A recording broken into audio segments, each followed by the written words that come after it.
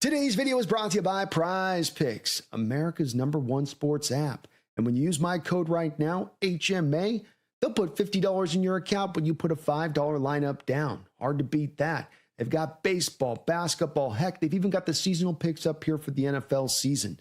Terms and conditions do apply. Please do remember to gamble responsibly. Hello and welcome to the Hawks Nest live stream show. My name is Brandon Kane, and I do thank you for tuning on in as we are right on the edge here of training camp beginning. Rookies are going to be reporting here soon, and we are right there, folks. You've gotten through the off season, and what a wonderful, crispy, just laid back, easy as it goes kind of off season as it's been, as we've been able to just enjoy the glow, the afterglow of Super Bowl victory. And not only that, just a Super Bowl victory coming the edge of 10 years ago, you won one. It's established you as a real franchise, I think, that's starting to, separate yourself in this sport from just also-rans, if you were, or some of the way people have in prior years back decades ago used to reference us. And so today we're going to take a look at a little bit of just going through Seattle, a little bit of end-to-end today. And so what we're going to do is look at, what they've done this off season. We're going to look at the sort of state of the team right now as we're walking in training camp. Going to look at some storylines in regards to training camp that I think are at the forefront of consideration, and that I think the team is going to be really turning over as the most important items on their docket. I've got a 53-person projection we're going to do on this, so we've got a lot loaded up here for you today, and hopefully you are ready for it. So without further ado, let's dive on into this a little bit and take a look at our Seattle Seahawks in this offseason that was a fast one, a bit of a quicker, shorter turnaround than we're normally accustomed to. And so with that, it was a little bit fast and furious, though, I've got to say. Wasn't necessarily a lot going on from your Seattle Seahawks. Maybe there wasn't as much that was needed to be done as well. And that is, you've got here first your offseason moves. You lose out the door 4 free agent losses, though we're going to talk about that in a second here, as it wasn't for nothing. It wasn't money for nothing, free agents for nothing. And then your key additions weren't many, but they were a tactical few. Noah Igbenogany. Ooh, I nailed that name. I nailed that thing. Emmanuel Wilson, a little bit of Zach Charbonnet insurance for you. Rodney Thomas, an under-the-radar signing here from the Indianapolis Colts, who could prove to be a very helpful addition. And then Dante Fowler, your edge to come in and replace Boye Mafe. And so you were able to really fill in the holes without having a cost to the compensatory system here on these free agents. You signed Dante after that point, and those other guys that you signed were basically league minimum kind of stuff, so it wasn't really going to impact what you lost out the door to major contracts given out to Walker, Mafe, Kobe Bryant, and even Woolen on a 1-year deal at a pretty hefty amount is going to should bring back the Seattle Seahawks. I believe 4 compensatory picks is what we're looking at right now. Seattle's slated to have 12 compensatory picks for next year's draft, which certainly will impact a lot of the strategy here as we go forward. We got in the draft here after that. Seattle walked in the draft, of course, down some picks, needing to get a little bit creative with how they had things sort of set up because of the Rashid Shaheed trade. They were able to move around and then get a few more extras at the end of this draft to kind of fill out your potential guys that you're hoping can maybe be diamonds in the rough. Jadarian Price comes in and immediately fill in for Kenneth Walker, of course, is running back 1 until Zach Charbonnet can at least get back to right. Bud Clark is a guy that you like as an insurance policy for Nicky Manwari there in the slot, and then a guy that long-term you hope can develop into being a starting safety in this league, and especially can give you some potential special difference-making components to his game because he's so good at taking the ball away. And he does it at such a forefront level that's so unique to what you typically see from other safeties. And I think that they're really looking to that in the long term as being something that's going to be very helpful to this defense when he does potentially, hopefully, become a starter. Julian Neal, likewise, a guy that they're hoping can really develop into a starting cornerback here. Not going to be the pressure, I think, for him to have to come in and do a lot instantaneously, but a guy that fits really well to the system and scheme. He did this in college. He was in this very same defense in college. So it's going to be a very seamless fit with him here. Seattle traded a future pick to bring and go get Bo Stevens in the 5th round, a guy that they felt very high on. He's got a rich history in zone blocking, a guy who's going to come in and be able to push and be just some more development, some more, help for that offensive line to not only make it strong now, but strong for the future. If I lose this guy, if I lose that guy, do I have a remedy behind them? Do I have an insurance policy behind them that's actually a guy that's not just going to be a turnstile, but somebody that can really go get the job done? And in Bo Stevens, I think that they like this guy quite a bit, especially within this offense. You took some flyers on a couple of the other picks at the end. I think these are all guys that are having an opportunity to make the roster, but I think as you guys will see in my roster projection, these particular rookies are going to have a hard time making the team. When the team is this deep, when this team has got this many guys, you just don't have the spots to be able to overtake it. 53 guys, that number comes fast. And it just is one where you just don't have the space to fit everyone in. Luckily, the practice squad has been a little bit expanded here in recent years, so it's a little bit better. What's really notable about the Seattle Seahawks team as they enter into training camp right now has got to be, man, that depth. You're 3 deep across the line here when you look offense and defense at a lot of different positions. Quarterback, running back, your wide receivers go very deep all the way back into a guy like Bobo and even Cody White that's gotten some run. Your tight ends, easily 4 or 5 deep. Some of these guys just special teamer only, like Brady Russell, but solid. You got your fullbacks in there. Your offensive line starters all return. All of their backups return, even the backups, being Federico Moranges, Bryce Cabledew, Mason Richmond. All these guys are returning. All these guys are coming back after already being with the roster last year. And a lot about playing offensive line, of course, is development, is the chemistry and continuity factor. And that, I've learned the offense. I've learned the guy around me. That allows me to do my job better. That is, I think, a little bit of the hope within this. Defensively, it's very much similar. Defensive line is loaded to the hilt as far as you've got your front 2 defensive line starters, you got your back 2 defensive line starters as far as your D tackles go, and then you even got guys behind that are very interesting in your Devin Eastern that you took in the 7th round, or a J.R. Singleton that flashed a little bit in last year's preseason, or Brandon Peely who really took the bull and grabbed it by the horns last year to get himself a roster spot on this team. It's going to be hot, the competition, and I'm not talking about the starter. I ain't talking about the backup. I'm talking we're getting to the 3rd, 4th stringers here as well. Even the off-ball linebackers, it's this way with Drake Thomas, Ernest Jones, your starter, Tyrese Knight, Patrick O'Connell. It's going to push them pretty strongly. Chaz Surratt is your special teams demon, and then Chris Paul Jr. is a guy that they kind of stole away from the Rams last year as an undrafted rookie free agent who could be an interesting development Mike linebacker here for the future.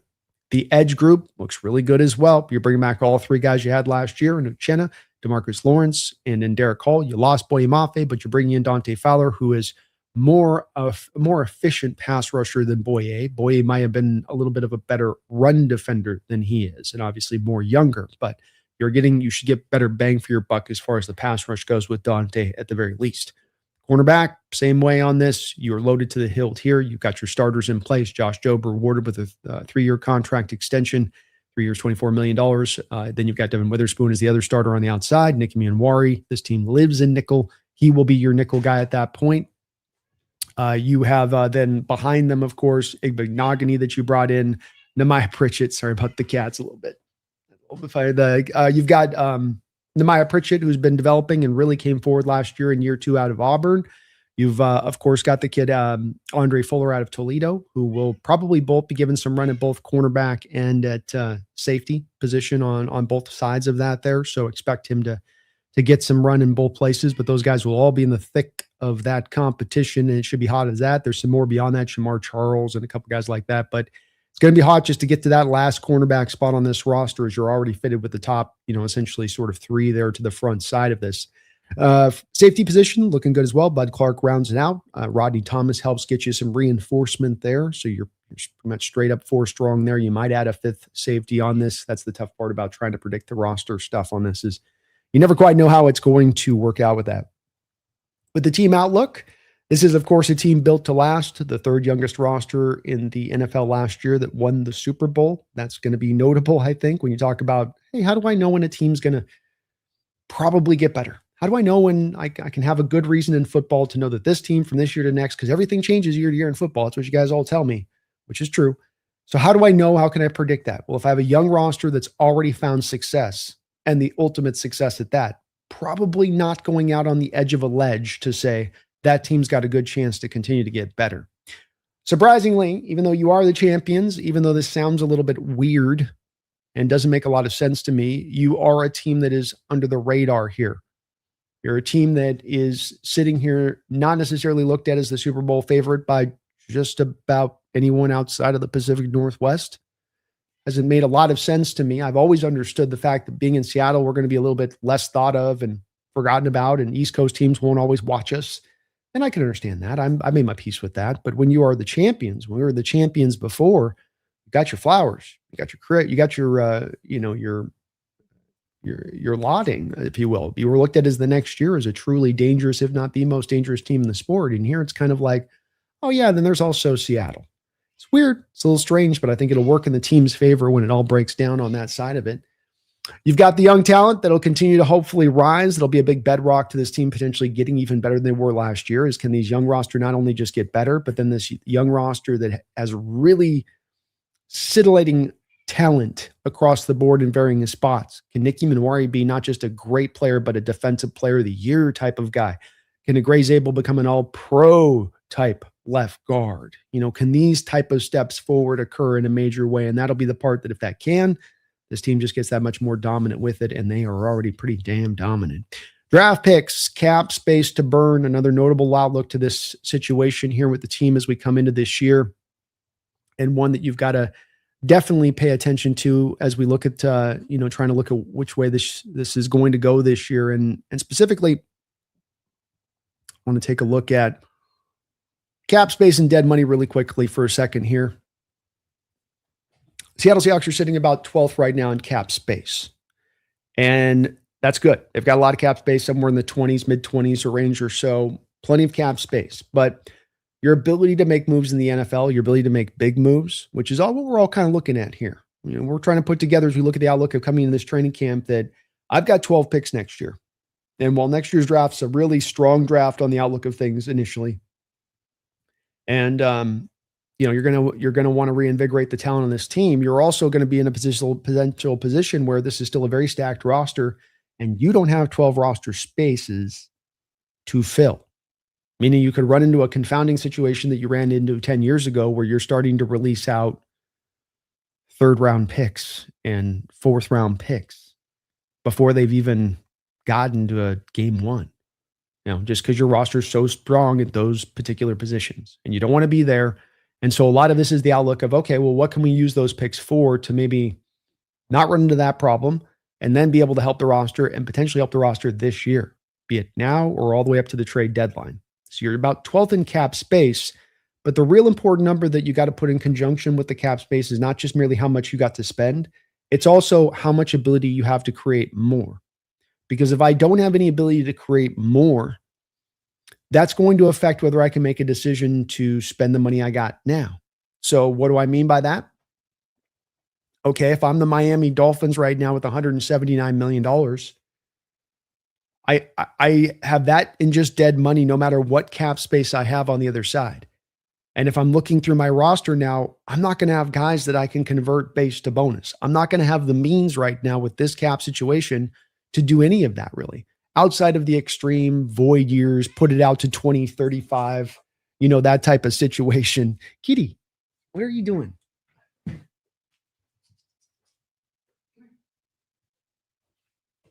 Always knows when I go live. Come here. She likes to run around my feet. Yeah, come on. You're good. I know. It's the worst. So we got $179 million. They can't move. You got the Browns at $116 million. You just can't move. The Saints, we know that this is the way they operate with their dead money crap every year for 15 freaking years. They don't have a lot of ability to move. Saints might be good this year. Saints are a team a lot of people think can maybe go and win that division this year. Yeah, but if they do and they need to go make a move somewhere, they're probably not going to really be able to do it again, save for doing something extreme that's going to put you in a predicament to not allow for any kind of sustained success. Because yeah, you can do anything in this league, but sustained success is the big part of this. And you can still see the Philadelphia Eagles, where a lot of people have liked to point to the Eagles the last couple of years of saying, just put the void year money. See, it shows.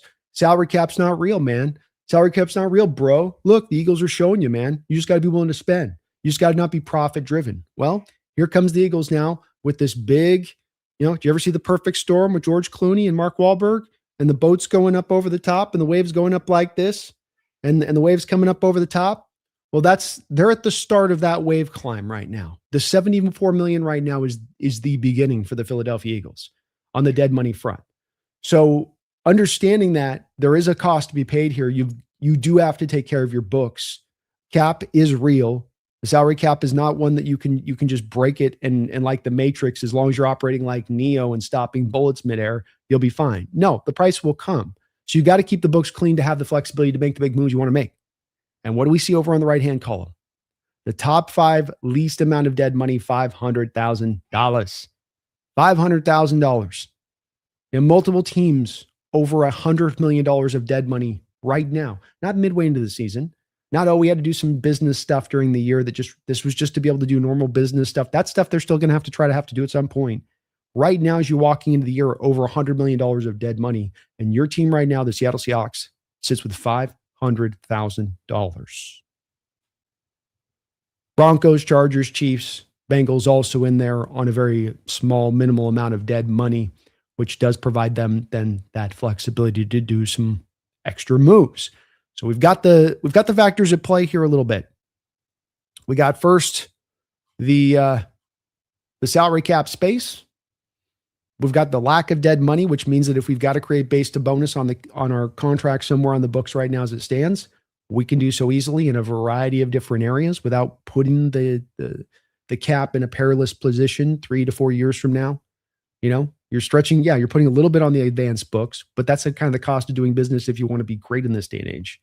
You don't go to crazy town. You don't do it the Philadelphia way. That's going overboard. But you do pick your moments where you can kind of attack and stretch things out a little bit, as Seattle's already done at times with putting some of their void year deals together and some of the contracts and how they've done it. So you've got the money, you've got you've got the salary cap space, the lack of dead money, and then you've got the projected 12 draft picks when we include as well, of course, losing our minority hire to the Minnesota Vikings to the general manager job, meaning you're going to get 2 third-round picks, meaning not just a third-round pick this year, but a third-round pick and not in the year after draft. So essentially 2028 draft. So you're sitting on an incredible amount of draft capital right now as it stands with all of this ammunition as well. And the big question coming into camp, and one of the places that you start out as you walk into camp, is how are you going to navigate this? Because we have at the same point in time, we have all this space. We have the Rams seemingly loading up everything they can. They're like Arnold Schwarzenegger in Commando at the end when he's just draping ammunition over the top of him. He's throwing the bazooka on his back. He's got the chain gun that he's ripped off the top of a helicopter that he's carrying with both hands. He's got like ammo pouches on the sides of his legs as he's walking. He's got a knife through the back. That's the Rams right now, and we may have enough as it is right now. We may have our own little arsenal, and that might be enough of an arsenal, but you are looking and thinking about a little bit and within that, like, well, maybe there's a little bit of something else we got to do here. So 3 main items as we begin on some of our storylines coming into camp here a little bit are going to be, God, you are loud today, are going to be trades, signings, and contract extensions. First up, we'll go back to front here, contract extensions. I'm expecting at some point, either by the training camp or throughout training camp, an extension to get done with both a Devin Witherspoon and a Leonard Williams. I think you want to knock these 2 items out, which really allows you then the freedom to then kind of pivot and move on to this maybe potentially not more pressing item, but the item you'd like to get to, but you can't until you get these other things done because they're the priority. So I'm expecting the extensions should get done at some point. I know that they're not necessarily easy ones to get done here because in the case of Devin, I know his agent, with being Gonzalez's agent as well out there in New England, is trying to get all the money. And it certainly, drew a pretty hard line stances on his rookie contract with the little mini holdout that he had. And then with Leonard Williams, how old he's getting, when are you looking to retire? How do we structure this? Yes, you're just got voted as the best defensive tackle in the sport, but then you're also at this age. A little bit harder to maybe come to exactly the number game on that one. Signings, one more edge. Would it help? Could you use it? Are they thinking about it? Now, while you do have a good 4 stack of edges, and there's a lot of these teams in this NFL that only have 2 or if but 2, well, 3 of the 4 edges you do have a lot of age. 3 of the 4 edges that you do have had some of their share of injuries here and there throughout their times. Maybe it's good to add one more who's true, who's legitimate. And of course, Clowney's the guy that I often connect this to because he's got the history with the team, number 1, but also number 2, having the best year of his career not 2 years ago in Mike McDonald's defense with the Baltimore Ravens. So an interesting guy to maybe keep an eye on, a guy that probably doesn't want to do a lot of training camp stuff. And there's a couple of these kind of edge rushers like, Joey Bosa is probably this way as well. Like their intention is to play. They just don't want to do the training camp thing. Like, just look, you're not giving me a multi-year deal. I'm going to get a 1-year deal. It is what it is. So it is what it is on my end too, right? I'm going to be your fifth edge. I don't think I need to be there through the drudgery of training camp to be your fifth edge. I'm going to just say that. So do they make another signing? Another way they could utilize some of this cap space is maybe just kind of add on to a roster spot at a given area like edge, where you can never have too many good edge rushers, or a trade. Of course, this is another one that maybe is on the table. Could they go back and double back around to a Max Crosby, who they were very interested in at the trade deadline last year? Trade fell apart this offseason, in part because he just had the surgery and couldn't pass a physical. Now, as he gets closer to being able to do that, can you actually make a trade occur and happen? Worth considering here. Potentially maybe a Kayvon Thibodeau with the New York Giants. That's another way you could add on that sort of extra fifth edge. Again, while you do like your four edges, Marcus Lawrence is probably going in the final year of his contract. Geno Smith is going in the final year of his contract. You did get D Hall signed up, which is cool, but Fowler's probably only going to be a 1-year guy here too. So there probably needs to be a little bit of a plan here in the long term somehow or another. But those are three of the items you're going to be looking at here as you come into camp as one of those main storylines. I think one of the big storylines off the rip, and one of the cool things that's happened about, where you do get some of these folks that are in person, and I think that they're sometimes limited by the things that they get to say in person about what they're seeing on the practice field. But it's been cool to hear about those people that have been able to watch Sam on the practice field this offseason, looking in control, looking in command, looking every bit like he is ready to build upon what he has really shot out of the cannon of the past 2 years in his performance. And a big wonder for me going into camp and looking at this from a storyline angle of a real, I've got real curiosity here, as much of just as you're always learning in sports and learning about athletes and learning about what drives athletes and what drives success. And, how much over the last 10 years, the mental aspect of things has really come into the NFL, and not the NFL in general, but sports psychologists and guys that are really thinking about the mental aspect of the game. And that it is in itself, like overcoming a hitch in your throwing motion or some lack of accuracy, let's say, as a passer. It can be every bit of skill that you've got to kind of overcome a bit. And you just come back and wonder with him, this man now with his burgeoning confidence of being not only a guy that's done it in back-to-back years and putting the years he has put together and realizing the promise and potential that he was teasing coming out of college, but then that you're also a Super Bowl champion. That you also did that in addition to that. Does that give us another gear to Sam? Does Sam playing with all of the same guys another year rather than, on another boat to another city, on a train to another city, rather than it being that, I'm in the same spot. I'm in the same offense. I'm with the same team around me who believes in me, and we had the ultimate success. Does that bear out the best version of Sam Darnold that we have ever seen? I'm not saying it's absolutely positively going to happen, but I've seen it before in the past. I've seen quarterbacks as they get into their later 30s and they've mastered the mental aspects of the game, see their game then go even another notch forward, even the really good ones, even the really great ones. It's been that way. Look through history at the great quarterbacks in this last 20-year period who've had the best years of their careers in their 30s. You could say Tom Brady was a better quarterback in his 30s than he was in his 20s. Certainly wasn't a game manager in his 30s, I'll say that. Jadarian Price's battle readiness. Jadarian Price's battle readiness. This guy's got to come in and be ready to go. You've got Emmanuel Wilson for a little bit of insurance. You're hoping to pepper him in with a few carries. You got Helani in there for some of the third down stuff and how he'll kind of carry the water on that. That's good. He's going to be peppered in there a little bit for that. You need Jadarian Price to be your under center, between the tackles, outside zone, be able to be your early down runner, be able to eat up a lot of carries early on in the season as you're waiting for Zach Charbonnet to come along. And we never know with these kind of ACL injuries, the timeline on them. I mean, Micah Parsons, I believe, had his ACL his tear earlier than Zach Charbonnet, and he's already targeting late October. Some of these things can take a while. So where is Jadarian at? How comfortable is he in this offense? How are his hands? One of those questions. Are the fumbles popping up in training camp, which is one of the big worries with him coming out of college? As he can clean that stuff up, because he's got to be a little bit of that bell cow guy early on, I would believe. And I would think that that's where the team is really leaning and hoping he'll be ready to go with that. Not the SPF 300 touch guy by the end of the year, just early on, you're going to hit this relatively hard. Fleury's fingerprints. What's going to be Fleury's changes and additions to this team? How is he going to take his version of Shanahan's outside zone and mesh it with, of course, the prior outside zone, with the staff that exists here in the outside zone, the way that they run it. How do you find that, perfect struck balance? There's a cool aspect of this where you're running the same offense, and that there's not necessarily a need for a huge learning curve throughout the players on this team with getting the new OC. But then the benefits of, I get to then go up against these defenses who are going off of last year's tape and last year's signal caller and last year's tendencies, and I'm kind of breaking them on their face.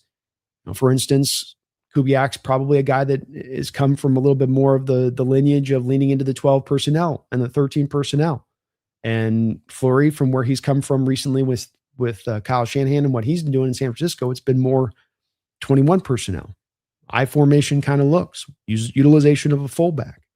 And so does he start to bring a little bit of that more to bear, especially with a guy like Robbie Oates, who you brought in last year to kind of set this up? And if Robbie can come forward in this game, do you lean in that even more? I would expect the pre-snap shifts and motions to be even more of a centerpiece in what Fleury does based on what we're hearing, as far as some of what he does differently from what Kubiak does beyond just the formational stuff. Probably going to be a little bit less big game hunting, as Kubiak could sometimes be, looking for that big shot. The Shanahan offense in its purity will tend to play to a sense of patience, and we're just going to, matriculate that ball up the football field. But we're all going to be watching to see what it looks like here and what differences he's going to apply, especially as a first-time offensive coordinator. An improved Darnold Shaheed connection. These guys are out there, as you can see in the photo here to my side, working out there, just in the offseason, grinding. It's throw after throw after throw after throw after throw. How do I get on the same page with you? How do we get in lockstep? How is it that you as a quarterback can close your eyes, drop back, and throw to a spot and know this particular receiver is going to be to that spot because I know how that man runs. I know how he breathes when he runs. And I know right where he is going to be when I put this ball where it needs to be at the right time. And last year we saw that was missing a little bit between their connection, and understandably so. Your receiver coming midway into a year like that with a quarterback, you're not going to have the time to develop that connection. They're putting the work in this offseason. What we've heard about on the practice field and OTAs is that it's coming forward. Something more that we want to hear about into training camp, that this part of their game is really burgeoning, is really blossoming, is coming into bloom. Because if Shaheed can be that guy, and spoiler alert, he's going to be one of my breakout guys we talk about on Sunday's show. If he can be that guy, that just takes off so much pressure off JSN, and it takes the tension potentially then away from JSN to let you just run this offense pure, where teams got to just run you straight up. They can't lean double teams or squeeze this guy on this route over here and then leave this one-on-one, and that guy can't eat, that guy can't hunt. This really gives you an ability to be dangerous in a multitude of ways. So hopefully that connection can improve with the work that these guys are putting in. I'd expect it does, because that's how this tends to work. You guys need that sometimes 2-3 year period there as you start to develop that. And this is going to also lend well with JSN, because JSN was also a 1 year only experience with Sam. Don't think these guys won't be even on more so that same page, even more psychically connected in their reading of the defenses and adjustments they make on the fly. The expansion of Nick Demon-Wari. What are we going to do with this guy? How much more can we get out of him? What more can we do? Running back, receiver, tight end. I joke, but we had him this offseason working with DeMarcus Lawrence and OTAs on some of the edge work. And we had some of the a little bit of a soundbite from Demon-Wari this offseason where he was talking about Dirty believing that he could do some of the stuff that Micah Parsons did off the edge. And scoff as you may want to do at that initially at first blush, remember, Micah wasn't a big high, he was really an off-ball linebacker at Penn State for the majority of his time there. And remember as well, who was Micah Parsons' defensive coordinator with the Cowboys? Dirty, right? So when he says that, maybe there's a little bit of him saying that there's something to this. And I don't think they would have him running through edge drills and working with DeMarcus Lawrence if they thought there was nothing they could utilize in this way. And it just gives Mike yet another little knob he can twist at one point or another as far as an adjustment to counter an offense that they've got to anticipate or think about coming. And if he is really good off the edge on top of all the rest of the stuff he can do, just look out in all the ways you can utilize this guy. But just going to get to see a little bit more of what they do to expand, because you bring a rookie in and you start him instantaneously like that. And his head had to have been swimming because he was having to learn a multitude of positions at once. But then now you feel like he's got the base stuff down, and now you can kind of start to advance some of the stuff along the line for him. I think that's what you're thinking as a team, and that's what I'm expecting now. But it'll be interesting to see if we see anything with him off the edge in the preseason games, or if he's doing a lot of that at training camp. Kind of fun. He's got the size, quickness, and speed to do it. I'll say that. Zach Charbonnet's knee, another thing that's going to be just another interesting storyline to pay attention to here. As I mentioned with Micah Parsons, he's already said he's going to be longer. We're hearing that Zach seems like he's a little bit ahead of schedule at least, but we just don't know what the exact timeline is going to be. You're going to get a better idea about that once they get into training camp, and they've really now got him a little bit closer to timeline, and then they'll kind of, I think, get the reporters know and say, okay, it's going to be about this is how long it'll take, and then we know what we need to get out of the running back room for this amount of time till he can get there, and then the load can be completely balanced. But early on, certain guys are going to have to carry a little bit more, and makes the running back position and that whole battle going on there all that much more interesting because of it. What is Jalen Milroe? What is his role here on the team this year? Is he developing as a third quarterback? Is there progress occurring? Does Seattle feel a need to go back and try to re-include some of the trick packages last year that fell completely on their face when he went out there and he looked like he was overwhelmed and in over his head? It's kind of a double dip with Milroe. Can you utilize him for some of those little specialized elements that you had hoped were going to give you some buttress of value for the player if he could not develop into a quarterback? Well, like, okay, never became a quarterback, but he gave us some, Taysom Hill type stuff from time to time and what we could do with him. But because of the fact that didn't really work last year, more of the spotlight goes on his development and where he is coming along as a passer. So, mechanics, sense of pressure in the pocket, on, the timing of when to evade and when he's a little bit late in evading that pressure, throwing with anticipation.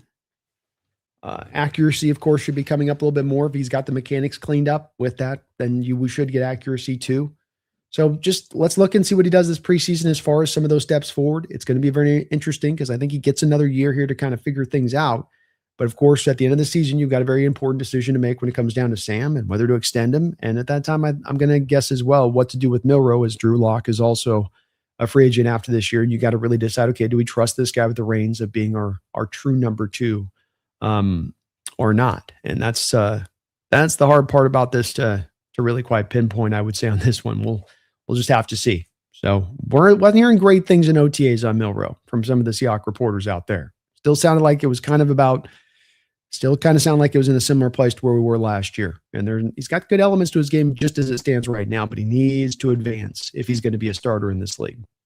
Final storyline item that I think is the most important one I'm going to be paying attention to and looking at is, can another difference maker emerge?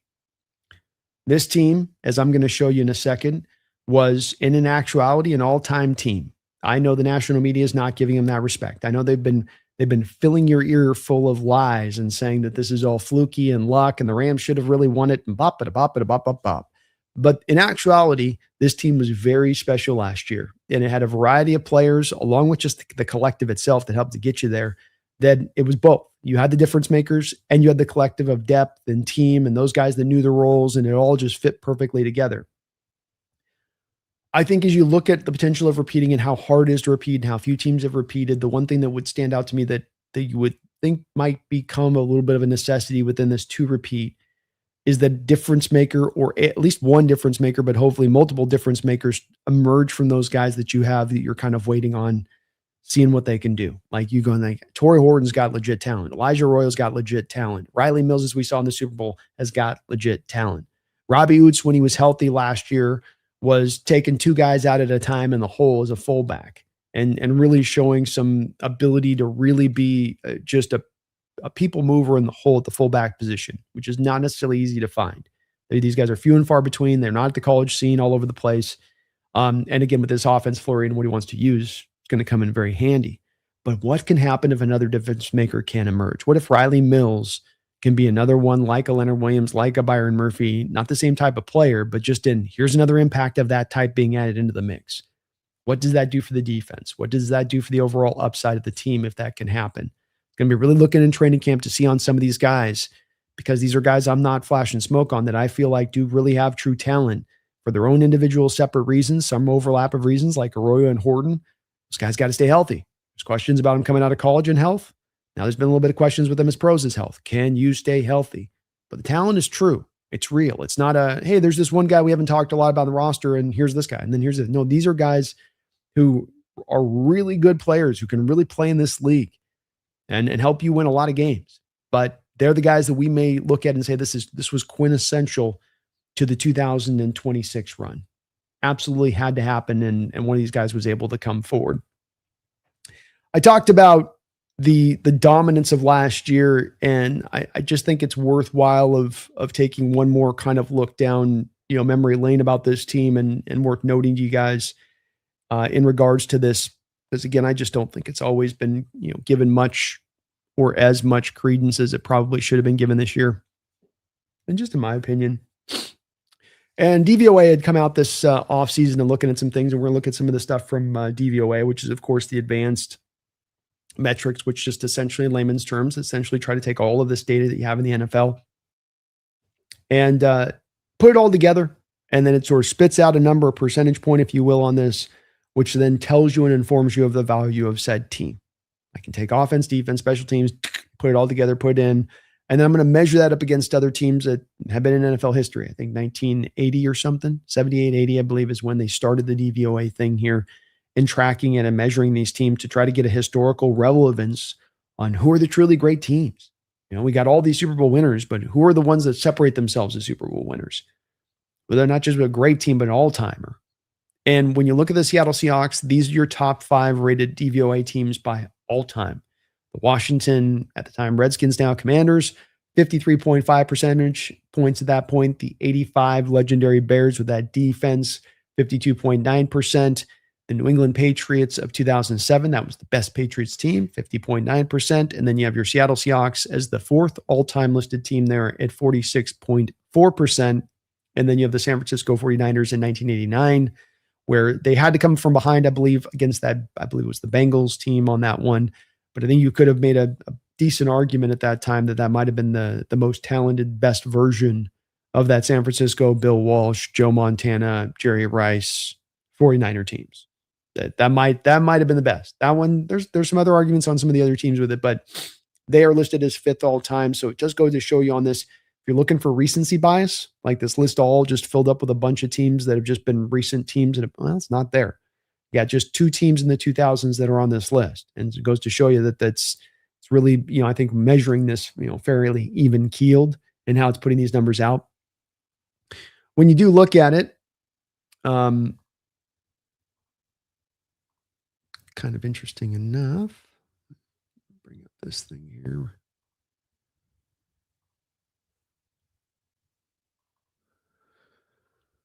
Dive into some of the stuff that has to do with a little bit of the intricacies of this.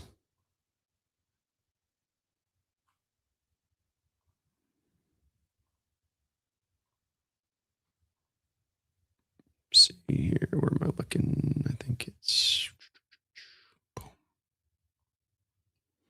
There we go. There we go. Okay, so what we got here, and I'll see if I can get this a little bit bigger for you guys.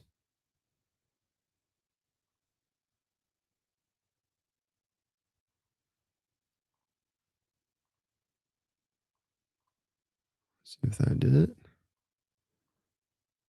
All right. Oh, shit. There we go. It's over here.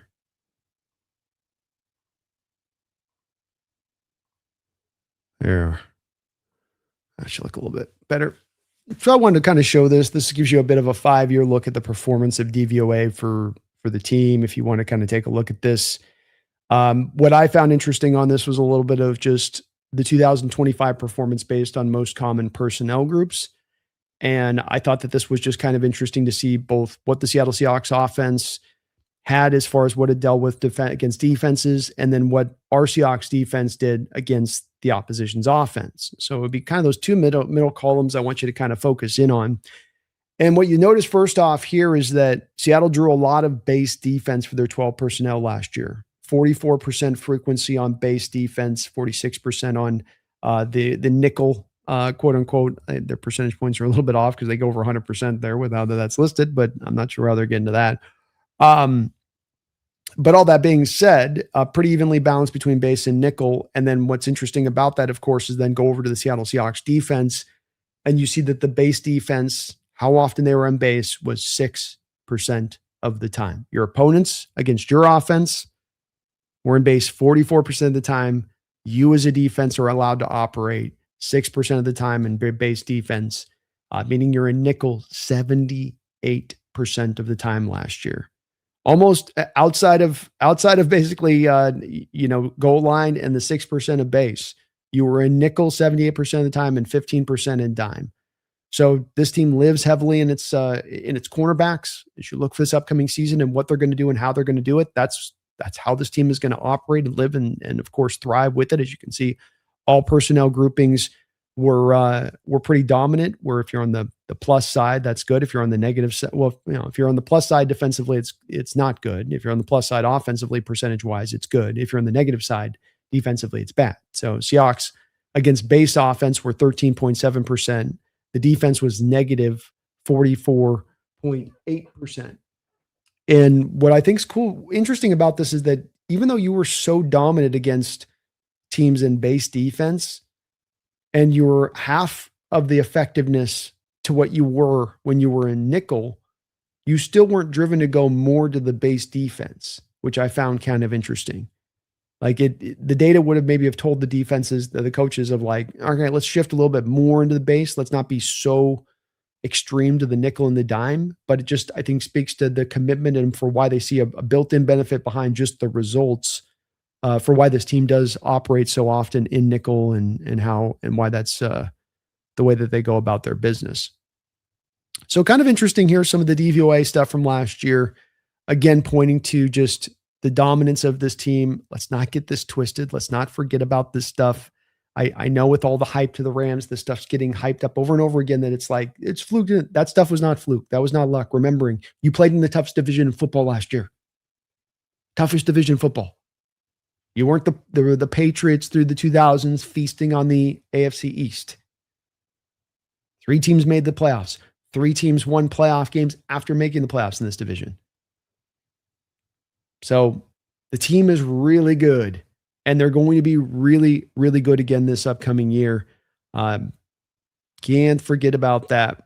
Cool part about it, beyond some of the advanced stuff here, is the just going back and looking at some of the statistics from last year and just kind of pairing through this as you look forward and remembering, again, part of this is the understanding that you're returning almost everybody. You're bringing back all your starters. You're bringing back almost all of your backups. So why I'm looking at this information saying it is relevant to this year. Yeah, it's a new year. Yeah, you got to do it again.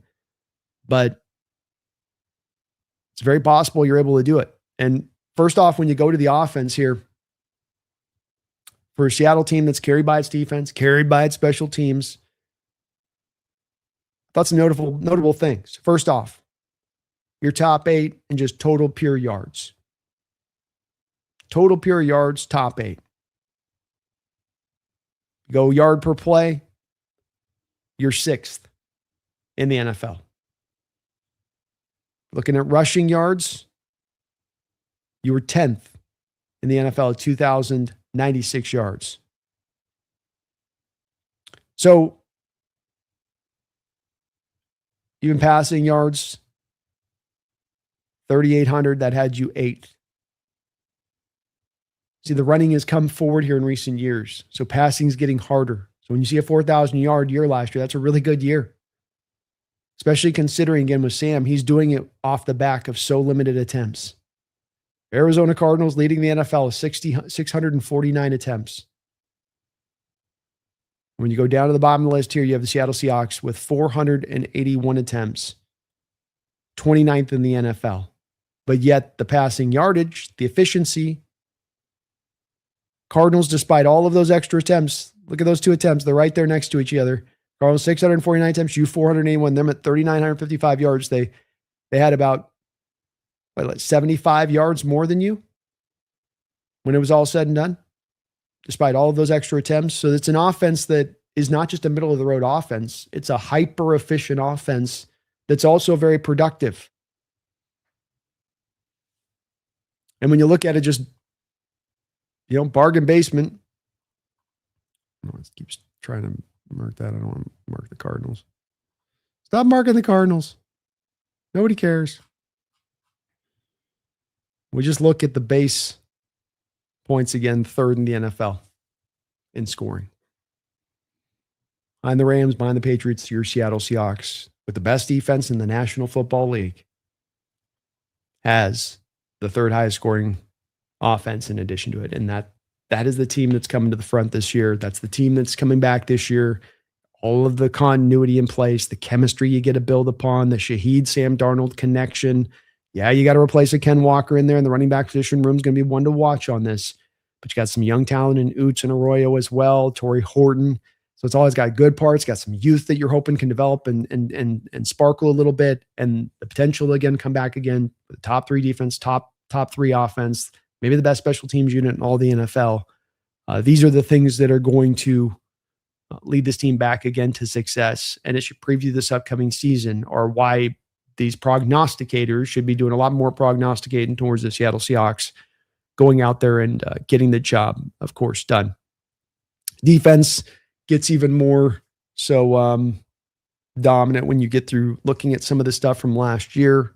It's just incredible, of course. Trying to get through here. Points per game, or yards, you were down at, gotta flip it here. Boom. Yards, you were 6th in yards, but number 1, of course, in points per game allowed, which of course is the most important thing. 292 points allowed as far as last year goes. Just interesting enough, looked up this before the start of the stream because I was kind of interested in taking a look at this.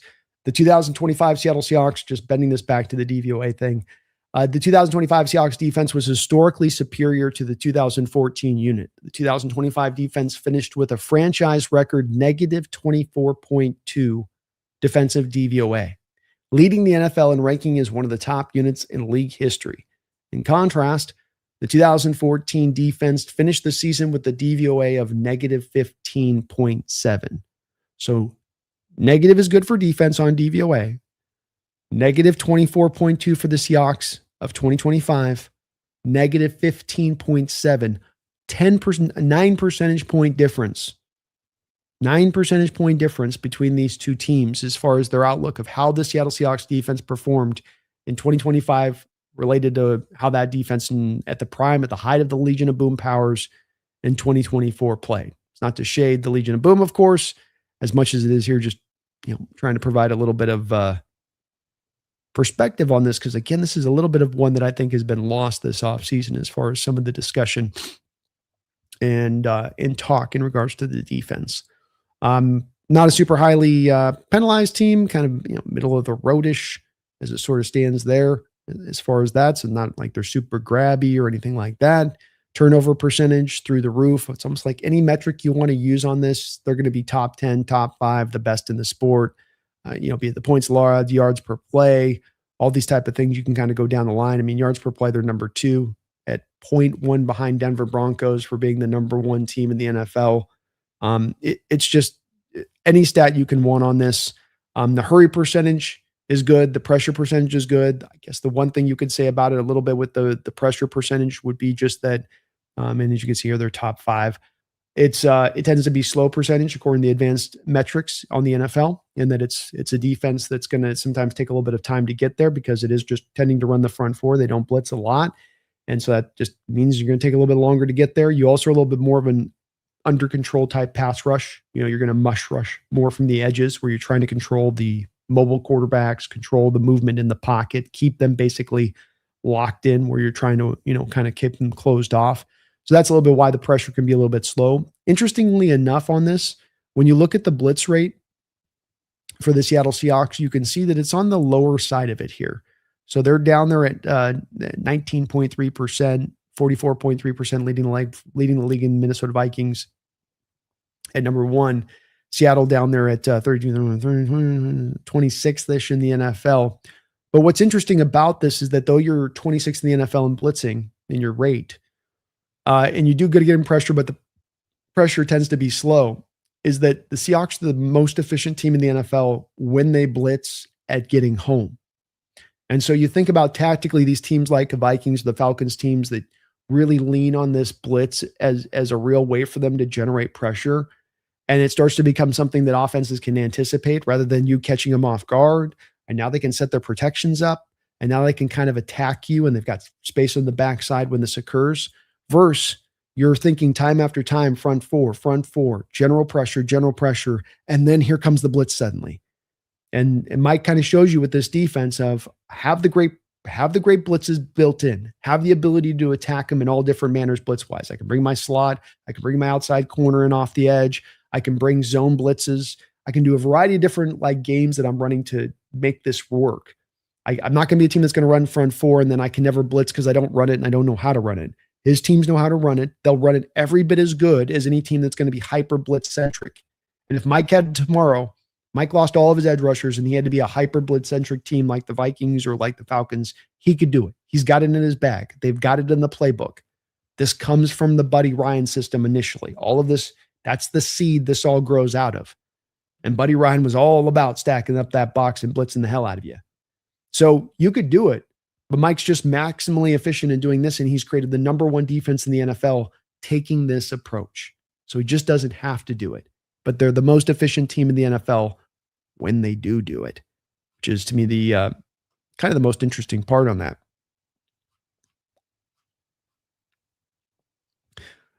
Another thing I wanted to highlight here in special teams wise, looking at this, punt return yards wise, yards per return.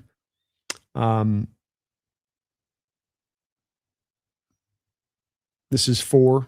So this is how you did as far as kickoff and punt returns go, averaging 15.5 yards on that. That's 15.5, number one in the NFL. Kickoff returns. You were also very highly rated up on that one too as well overall. I thought you were. Yeah. Actually, I got us a little lower on the returns. We have a punt, we had a kickoff return. I don't know why this doesn't got the kickoff returns. This data's not right. Maybe this is the against. Yeah, this is against, sorry. So 19 returns actually allowed some decent punt return yardage overall on that. I didn't realize that. Interesting. But you're on the lower side on the kickoff returns.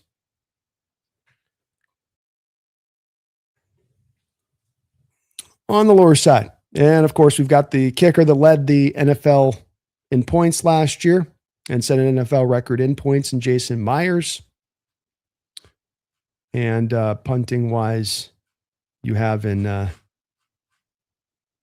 got to go over to the other one there.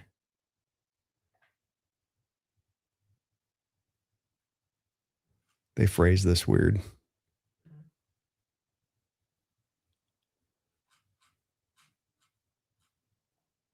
Here's your kickoff and punt return. Sorry.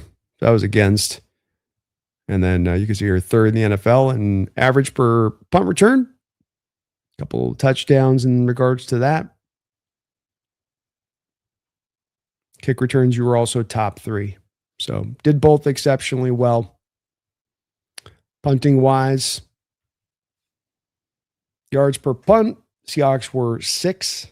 You always look at punting as yards per punt. Inside the 20 percentage is usually what I would try to take a look at. And then the net is obviously an important one because if you're just out kicking your coverage, then what does it matter there? 13th in net for your Seahawks. And then your percentage inside the 20 was at 38.5%, which middle of the road. Sometimes Dixon wasn't getting bailed out last year. There's one area sometimes guys didn't get down there and get the thing down, even if you get a good punt.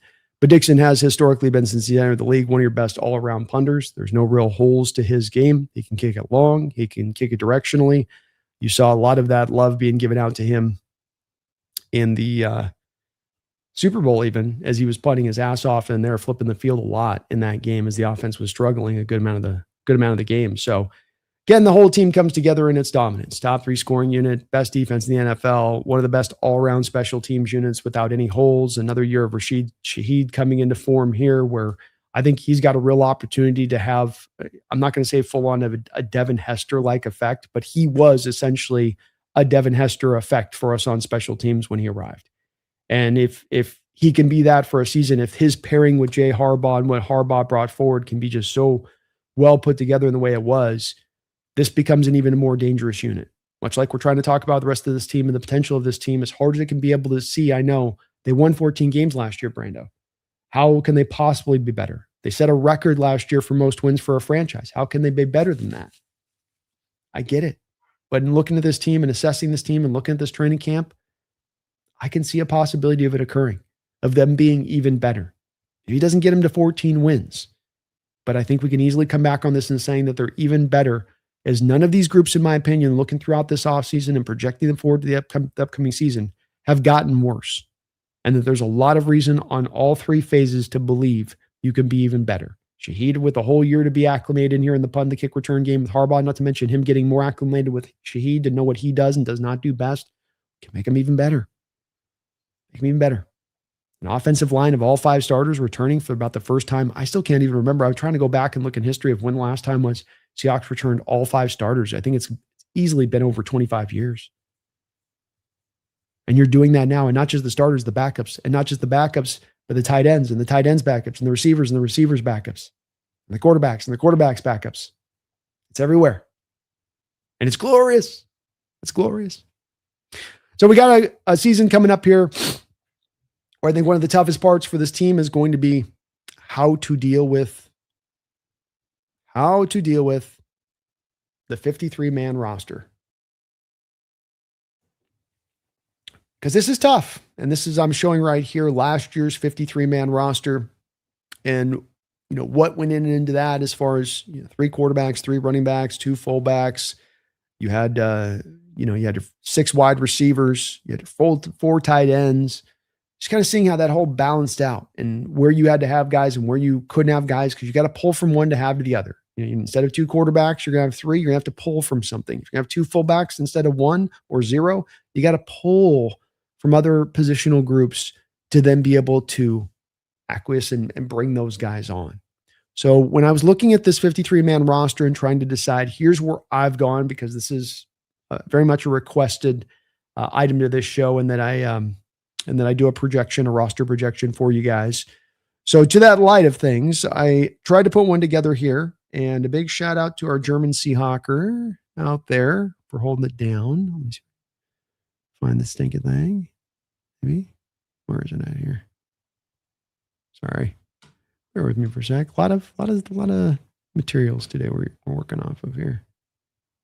There we go. Boom, boom, boom. Boom.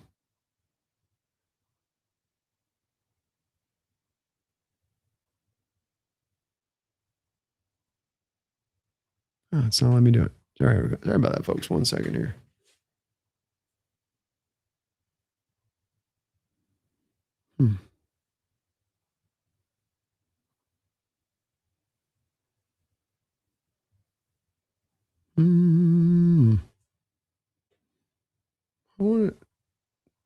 Not showing up for me to pull it up. I had this whole thing and it's not doing the deal like I wanted to do the deal. Okay. It's okay. Do it live. Do it live. See if this works.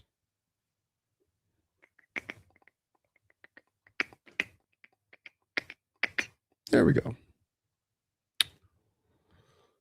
Let's get it. So shout out over there. This is a cool little tool to use. Definitely like it. Shout out to our German contingent out there. And let's go ahead and expand out. I'll take you guys through my thoughts on this. One thing I'll say is, got to get to where we can do this as a 1-page look, but very well done nonetheless. Okay, so we go back here at the forefront of this, and I think it's obvious at this point you're going to carry your 3 quarterbacks: Sam Darnold, Drew Lock, Jalen Milroe. I don't think this needs much explanation at this point. It's pretty locked in. You're giving Jalen 2 years. The only thing that could change this is if a team could come in and like Milroe and have a desperation situation at their quarterback position. And then they say, hey, we'll give you this for Milroe. And we go, okay. Running back, Jadarian Price, I have making the roster. Emmanuel Wilson also making the roster. I don't have Zach Charbonnet currently listed because of the fact that he will be on the inactive list to start the season. So I'm anticipating no Zach Charbonnet to begin the year, in which case I think you'll have Holani on there. And so you, once again, like you did last year, with just 3 running backs as your starting running backs, your active running backs to begin. You'll have a Jarcadia Wright or a McIntosh on the practice squad. You'll keep your 2 fullbacks, I believe, in Robbie Oots and Brady Oots. Hold on. Wait, I need a little bit of my Oots.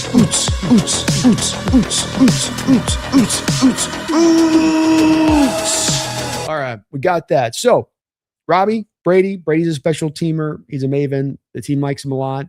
I know some of you scratch your head on this one, but I think he's really going to probably make the team once again.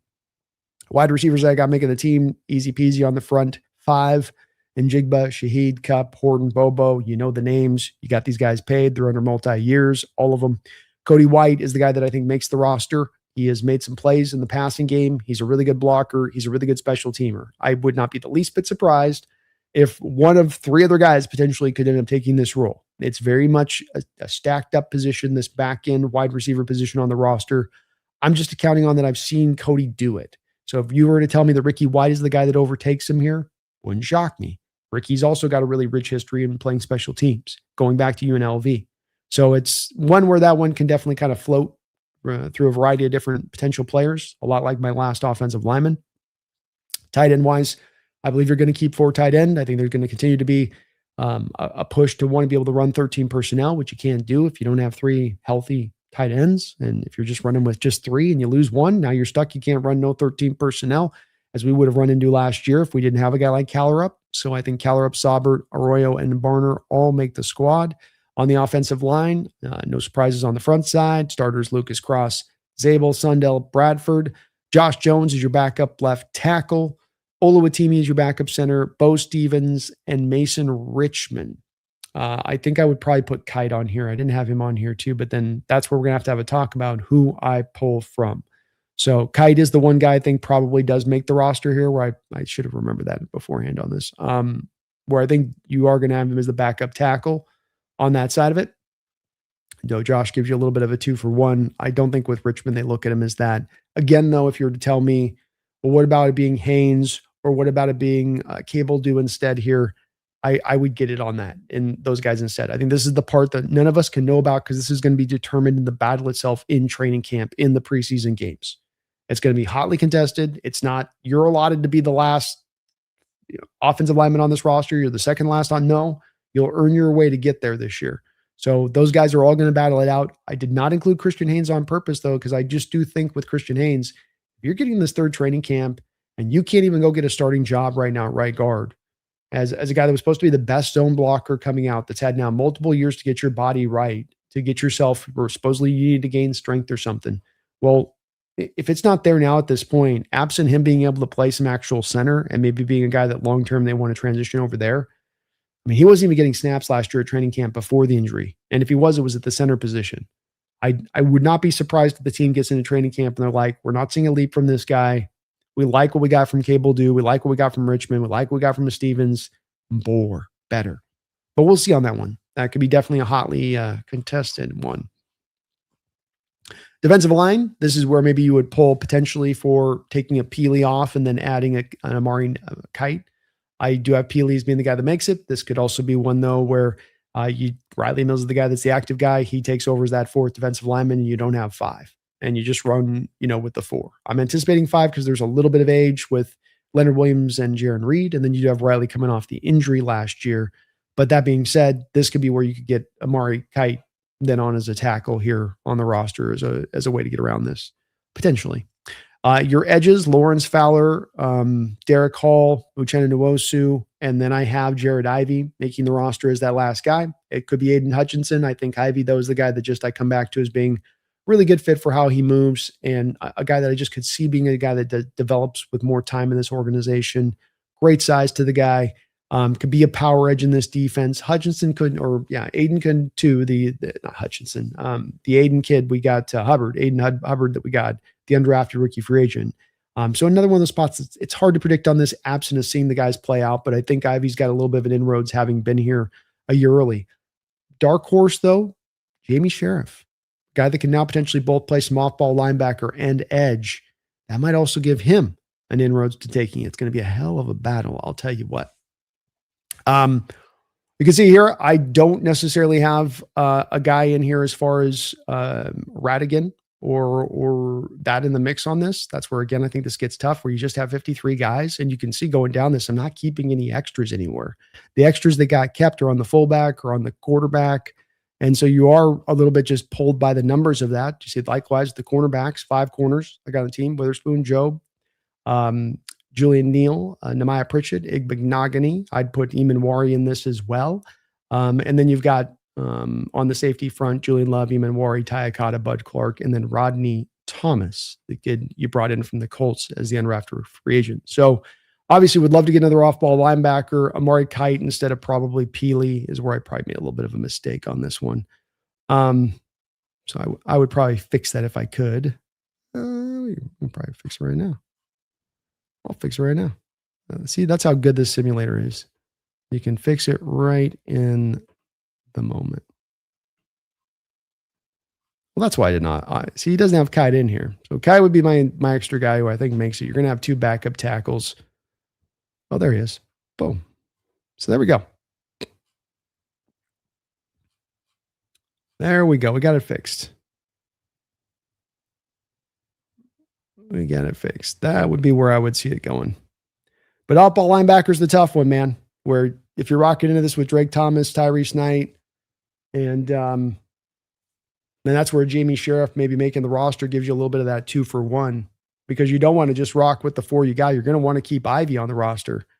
But this is the conundrum of having a really strong roster is, who do you keep? Who do you go light at? Do you try to just go with 4 corners? Because then you got Eamon who is essentially your 5th corner, and you have his reinforcement in Bud Clark. And so then maybe you go one less cornerback here where, okay, I go Igbenogany doesn't make the team, and now I can keep a John Radigan at linebacker. That's another way where I could see this going. So I don't get too caught up on the conceptually hard line on this, because a lot of this will get met out a little bit on when we get to just merely the training camp battle at hand, and when who can separate themselves. But this is what you want, is a very strong roster with a lot of intense camp battles set up to be undertaken, which I think you're going to get this year. So there is your Seattle Seahawks preview. And it can go a variety of ways there on that depth chart. Like I said, if you tell me that this guy makes instead, Mike Morse is having a hell of an offseason. Aiden Hubbard, again, has had some great early reviews on this. It's going to be a fight. Say nothing of if they sign an extra edge, and it just sort of makes it all null and void about those extra guys. And like, well, it's going to be this guy instead on it. So a lot of fun. And this team all the way around is a tremendous team to be able to have the opportunity right now to cover, because they've got so many good parts to what they've done. They're so early in their ascent right now, despite reaching the mountaintop last year. Guys that are very easy to root for, such a well-run team. Hopefully now such great ownership coming in there. Well set up as far as financially goes, able to make a variety of different moves. Yeah, I know the Rams are doing a lot of different things that are, trying to put themselves over the top in a major way for this upcoming season. But you got, as John Schneider likes to say, the powder dry. The means to go out there and do whatever you want to go do, from draft capital to the monetary side of it, and just pure money to be able to spend and afford on the cap. You got it all the way around, whatever you want to do. You guys let me know anything about this season I might have missed that you think's interesting or worthy of discussion. I'd love to hear from you guys. I thank you for watching today. If you can for me, please do hit that like button, as it does help the channel grow and show and all that good stuff. I know I often say we'll do just a quick kind of back and forth today, but probably a little bit of a quicker one, because I got a little bit of offline work, a little side work on the side to do that I'm going to do here, a little off-season side work. So I'm going to pop on that after we bounce through this show, but I appreciate everybody watching today.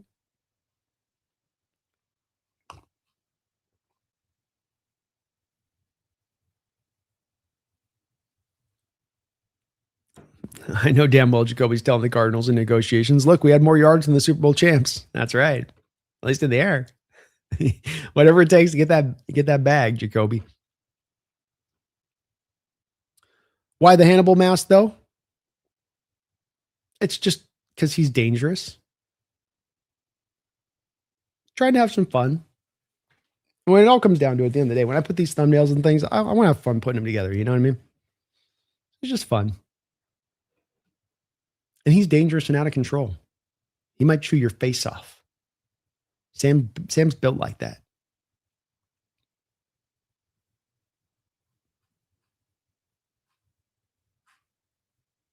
Got a question, comment from me. Just B Brando Hawks Nest. We got a lot of usually discussion in the chat, so helps me separate. Stitch Hawks up, brother. Hope you're well. Getting so pumped for the season. Let's go, Stitch. Absolutely, man. I am hyped. I am ready for this season.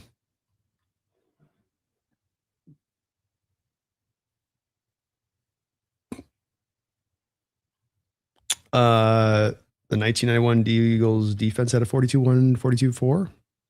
It's a hell of a defense, man. The Buddy Ryan boys, Reggie and Jerome. Brandon, Seahawks Daddy. Whoa, Brandon does not have Henderson Jr. making the squad. I don't, but I'm not going to be too hard lined on that. I think it's more of you're just taking a gambling bet on this when it comes to these final roster spots. I mean, you get to the 3-4 guys that are 49, 50, 51, 52, 53. It can be an assembly. It's usually number one. It's a revolving door of usually different guys throughout the course of the season. But it's also one where I think, when you come into training camp and do these kind of lists, it's one where it can be very much subject to change based upon how they're performing right now and, who's taking steps forward in the offseason coming into camp versus who's maybe stagnated a bit.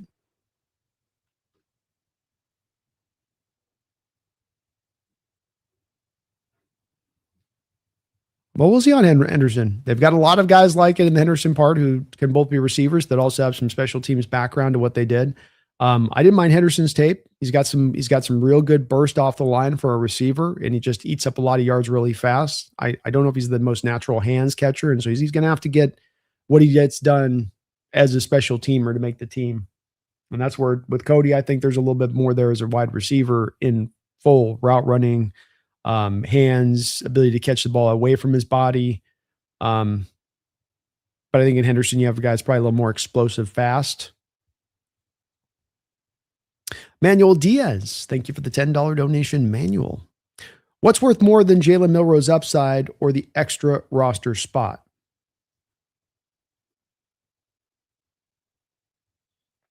I think that the ideal, to your point on this, Manuel, is that you will give him the second year. I think when you drafted Jalen Milroe, you wanted to really look at your process and say, we're not going to rush the kid, and we're not going to have an expectation that this kid off of 6 weeks in camp or a year on the team needs to overcome whatever we didn't like on him on tape, which is why, despite the guy running 4.3 at the quarterback position with a cannon for an arm, goes down into the late third round.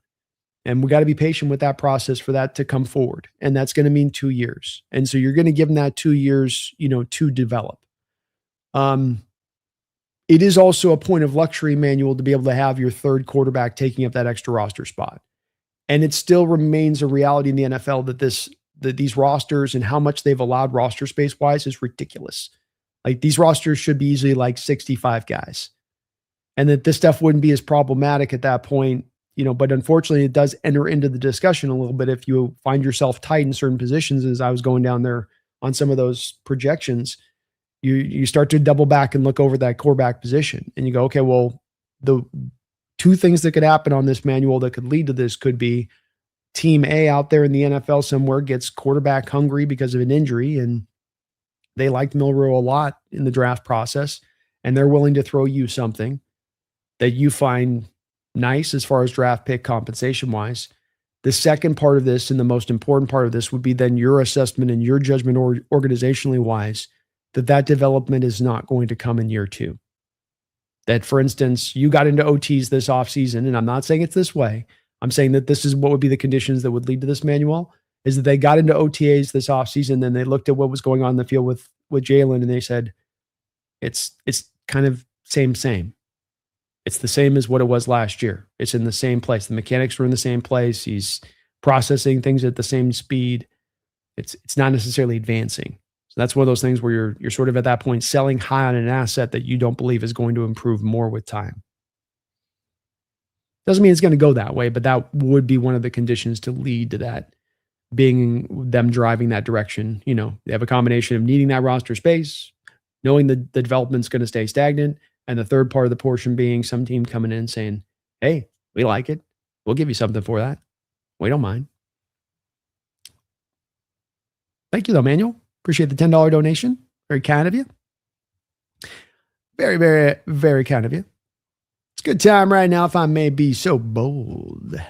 I'd like to thank the sponsor of the show. The sponsor of this show is Prize Picks. That's America's #1 sports app. You better believe it. So many options, so many picks to go through. You got baseball full swing right now. You want to get into daily fantasy with baseball? You want to get into weekly fantasy with baseball? They got those options.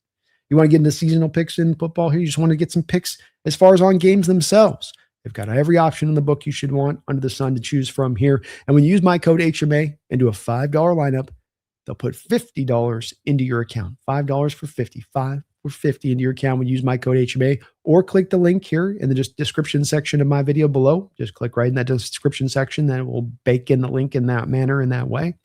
As well, there are terms and conditions to apply. Please do see their site for details.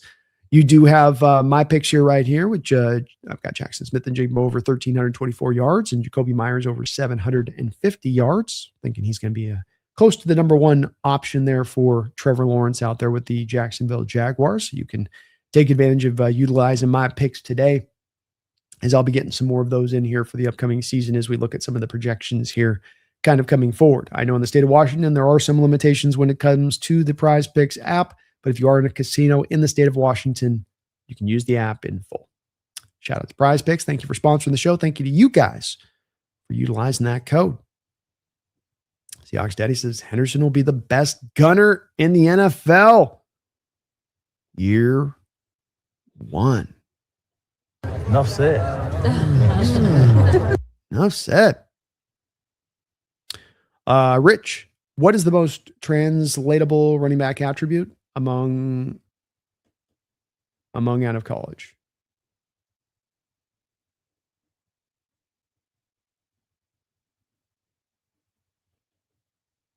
Vision, I think, Rich. It's a great question.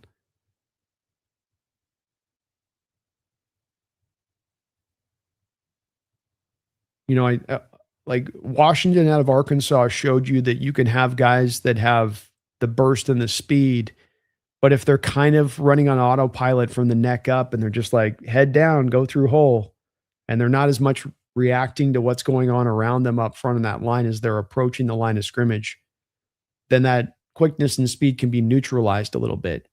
But if you are a top end guy in your ability to read, especially as an outside zone type runner, and you're very decisive and smart and just have a good understanding of it, like to me, that's the part that really can transition, in a major way that just instantaneously you're going to pick up your schemes faster. You're going to execute it a better way. And if stuff's blocked in front of you right, you're going to make that right read and not the bonehead type of decision. There's a couple of other things that I would, I do find myself drawn to, Rich, like, contact balance is another thing for running backs that's been a very translatable skill. If I'm good at contact balance and breaking tackles at the college level, I will tend to be good at breaking tackles at the pro level. So that would probably be my runner-up, but I will go with vision initially. Nia says those Aaron Donald rumors, let him come back. This ain't the Pete Carroll coach Seahawks where everything was easy. Rams doing all these moves just to compliment the Seahawks, really. Hey, they're not chasing ghosts here, right? They're not chasing the great unnamed opponent. They're chasing the Seattle Seahawks here with all this stuff. When you hear McDuffie and sign another corner and trade for Myles Garrett and to get Aaron Donald out of his retirement, beg him to get out of it. Please, we need you. It's because they're so damn scared of you. Big Cat fan. Brandon, before you take a drink from your mug, you got to say, give me a, then tip the cup to your lips. I'll try to do that.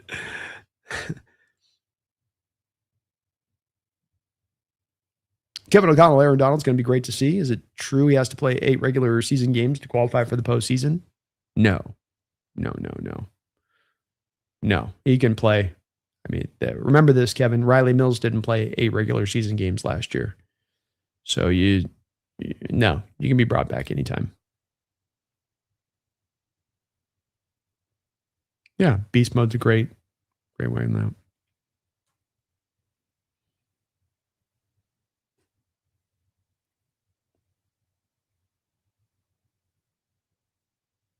Wargy Brandon got into a huge argument today over some chumps trying to tell me that Jay Chase and Jay Jefferson are 1 and 2 over JSN.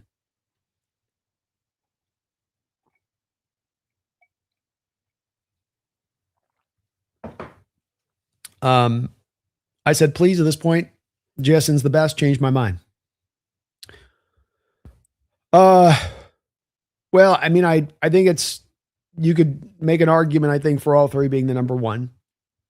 I don't think that anybody is head and shoulders far and away. This would be like having the conversation to me, War Chief, of trying to differentiate between the quarterback discussion and saying, okay, well, Stafford, Mahomes, or Allen. And you go, Mahomes has done this. Well, this guy's done this here more recently. Well, this guy, so you start to get in a place that's just so hard because, like, what's the metric and what is our evaluation process built upon? Who's the most productive right now? Who can do the most? Who's the most dominant? JSN had an all-time year, and I wouldn't shade JSN in saying there's anything holding him back from accomplishing anything. I mean, that was an insane season. And Chase has been in a pass-happy offense since he walked in the door there, and he still has never put up that statistical type of year. Justin Jefferson's, come very close, and Chase has come really close, though. They've obviously been very right near there. I think I would, at this point in time in their career where everything's at right now, I would take JSN. As far as the guy that I think is just freakishly talented and probably one of the most freakishly talented receivers I've seen come out in a draft and then has realized every bit of that potential has been Jamar Chase. He is a phenomenal player, and Justin is too, but it's just in Chase, that's a guy that you're watching at 19 years old beating the snot out of grown ass men in the SEC, which you don't tend to see that on tape. And like him and Stingley have been about it that have done that type of thing. But they're great players, and I would take JSN when you consider his age and where he's at in his career. I'd take him right now if I had to pick between the three. But I think Chase is probably just ultimately a little more all around a bit. But you could talk me into it, War Chief. I don't have like a strong position on this one. Yeah, Cope. NFL teams should get 60 roster spots. I mean, that's when you expanded to 17 games and 2 Thursday night games. This should have been the natural thing. And instead they were like, we'll expand the practice squad. It's like, okay, great. You lead a bunch of chaos and guys flipping and switching teams constantly, which doesn't then help for the product and then doesn't help for the whole point of needing to expand the rosters is that I've got to call upon a backup guy. I'm not going to be calling a guy who's going to be just completely in over his head, doesn't know what's going on. I just got him off the street yesterday. I want to avoid that type of stuff, which is kind of a reality of life a little bit in the NFL right now, with how tight things are. Big Cat fam, if some team gets hungry for Jalen Milroe, would that be unhealthy snacking? I think that if we're definitely selling at that point, we're not selling because we think that he's going to become a franchise quarterback. You know what I mean? You're trying to sort of, like I said, sell high a little bit, I suppose, if you were. But he might be advancing too. So I don't want to paint it that I don't know where Jalen's at. I mean, he may be doing great and coming along and all that good stuff. Unc Tony says, I'm putting $500 down on the Seahawks. When we win another Super Bowl, I'll be 10,000K rich. Let's go. Laughing out loud, go Hawks. That's a bold bet, my man.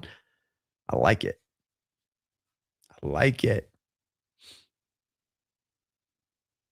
Jeffrey Thistle in the house. What's up, Jeffrey? Thank you for the 50 months. Said 50 months as a Hawks Nest member. Please join as member today like Jeffrey. Supported the show here for this long, five years now, Jeffrey. My goodness. I know you don't live in Washington State anymore, but are you all concerned with the team moving out of the state given our hostile taxes towards rich people? No, I'm not. I'm not at this point worried about the team being moved out of the state. I think that the Allen family were such good stewards. Them selling the team to an owner who was then going to move the team out of the state does not fit in alignment to me, Jeffrey, with what they've done every step of the way for 25 years as owners, 30 years as owners. I can't make my peace with the fact that they take this sudden left turn out of nowhere to totally slap a community in the face that this has been such a great partnership of. So I really don't. I think that there are other places and other states in the country that have these kind of policies in place. I don't think they're necessarily great and they're helpful, but I don't think they're going to cause the team to be, moved per se. I think more of the worry would be that the owners try to move the team out into some weird remote area of Western Washington, where that they get the stadium built more easily or something rather than actually in the city. But no, I find myself feeling that we got to trust in the fact that if the Allen family was going to operate this way and just sell it to somebody wantonly who a couple of years later was going to be like, we don't like your taxes, that they would have shown prior behavior that would have fit in alignment with that. And they didn't.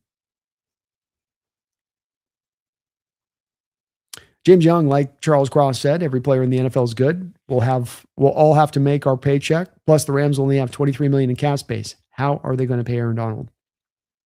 My anticipation on this is that there's got to be a lot of void year money put into play here, because not only is it that they only have $23 million of cap space, James, they've got Puka Nacua, Byron Young, Kobe Turner, and Steve Avila, who are all due for contract extensions. And that's where I don't know how maybe you get one of those guys to wait. Do you get all 4 of those guys to wait?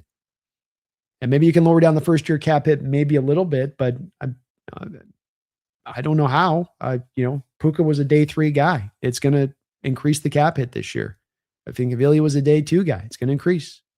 Byron Young was a day 2 guy. It's going to increase. They can't just slap on the first round bump. Kobe Turner as well, same story. So they can't do the JSN thing where it's just like, well, just throw on the years on top of the next 2 years of the first round contract. Can't do that. So yeah, it's thing with this on them and Donald. It's like, okay, you guys have done your stuff, that you've done what you can do. You can't do nothing else. You're stuck now with what now. Look, it's a good team. What you got there, but also older, also not with a lot of great depth. W3 Brando, best Bond movie, doing a movie marathon while the offseason slugs along. Cheers. Ooh.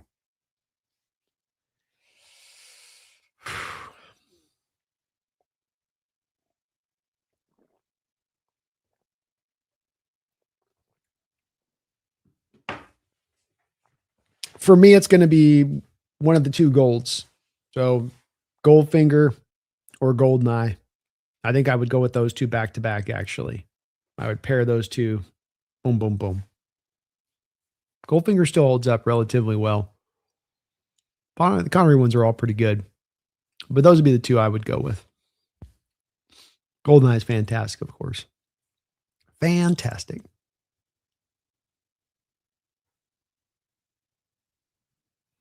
Explosiveness is another good one, Seahawk Daddy. I was thinking about that one as well. Hard to pick just the one. There's about 3 or 4 you can go. These all instantaneously marry through really well. And I think we're touching on a little bit. Oilers Titans got some good ones too. I mean, you're touching on why this is a position that can find immediate success. And it's not like quarterback or like edges, where it's going to take me some time to figure out what the hell's going on. Make Hey Brandon, I missed part of the roundtable last night. What was your opinion on Goff being in the top 10 quarterback list over someone like Darnold? I just don't see it. I don't see it either. I understand he's got the stat backing to do this, and I'd wished I'd gotten to press Jesse a little bit more on this, because Jesse was a very big benefactor of Goff and how he was talking about him. And he's like, well, he was a top 10, and he was kind of prefacing around the edges on it a little bit, in my opinion, versus, I try to press him and say, well, okay, Jesse, if you had to pick 10 quarterbacks right now of anybody in the NFL, do you think Jared Goff's going to be one of those 10 that you pick for your team? And I don't think you really answered the question. I don't think his answer would be yes. And so, no, I don't think that Goff deserves to be in the top 10. I get what he's done statistically speaking, and he's a good quarterback. It's not bad. I think there's some limitations to what he brings to the table as well. I think there's a reason that Sean McVay got to the point at one point or another and said, I don't think you can win a Super Bowl. Period. And so I'm not there with it. I think top 15, sure. Maybe top 12, but not top 10.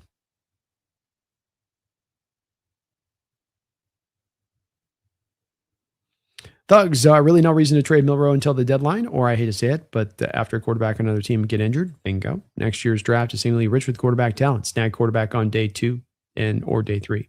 So the part you bring up that's, I think, a part Thugs that could be part of what the driving force could be if we get to the point of moving Milroe. It could be a little bit of John's affection for maybe next year's draft class of quarterbacks, which is looking good.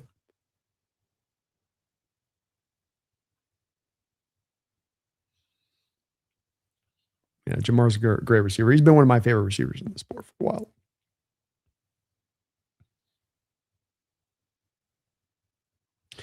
Mick, why was I hearing articles saying that the Seahawks should go after Diggs? We already have plenty of receivers. I don't want someone like him in our receiver group. I don't want to lose our receiving core. It's not happening. Mick, we're getting to that side of this the off season. I think where sometimes clickbait stuff starts to come out to the surface. I'm seeing it in a lot of articles as well with some of the stuff that gets written about. So there's no way you're going to bring on Stephon Diggs. You have Bobo on a 2-year contract. So that last receiver spot now has to be a special teams guy, because Bobo is a special teams guy, sure, but the other 4 guys aren't. They're going to be just receivers in the role that they serve on the team. So you can't afford to have another guy in Stephon Diggs who's just going to be just another, and I don't know who wants any for a championship roster right now, Roland. I don't know why you'd want any part of Diggs right now as it stands. Dare I say, the Seahawks offensive line returning the same starters with more experience playing with each other under their belt can be a top 10 unit, top 5. I think it's absolutely possible. This is what brings these units, right? You want to build a great offensive line unit. Yeah. What do you need to do? I got to put the investment. I look back at the late teens and those offensive lines that Russell had to operate behind. The investment wasn't there. You would put like late round picks into it. And then you could say like, hey, we drafted 17 linemen in 4 years. Yeah, but they were all day 3 guys. What are we doing? So the investment wasn't there, but now the investment's there. First round pick in Cross, paid him. Third round pick in Lucas, paid him. First round pick in Zabel. Sundell's developed. Bradford's developed. You got the backups behind him. So not just the starters and the backups, got the continuity here. So you get the talent, you get the investment. You need the continuity. Them having the time to play together to get on that same page, and you need the expert offensive line coach to round it all out. Seattle, check, check, check, check.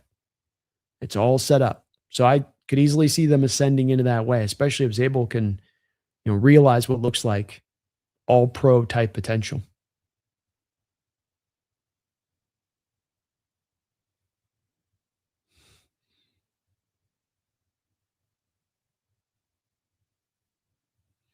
Thugs, can any team offer Darnold the contract, or the Rams still have his rights? Rams still have his rights because he retired under contract still. But they would come together with a different contract once they activate him.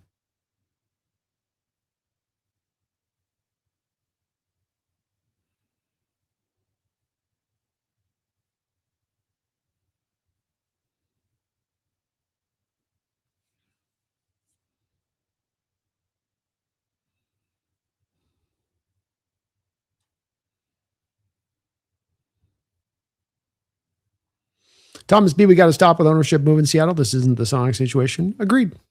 I've been trying to hammer it, and I think we got to understand too, Thomas, that people are going to be worried about this rightfully too, and that when you've had so many teams not just torn away, but potentially always at the edge of being torn away, it's going to cause people to get jumpy about this. But I'll keep echoing it. I just don't think it's anywhere near I would be jumping up and down if I thought it was even the least bit of a worry here, and it isn't for me.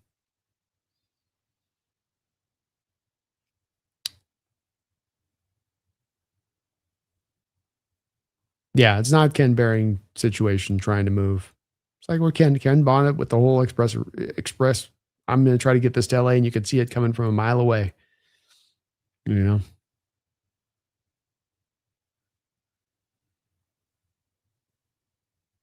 it's a great Mick. It's a great interview there with Chris Long and Gray Zabel on Chris Long's podcast. Some good stuff in there, including his reaction to the Aaron Donald trade.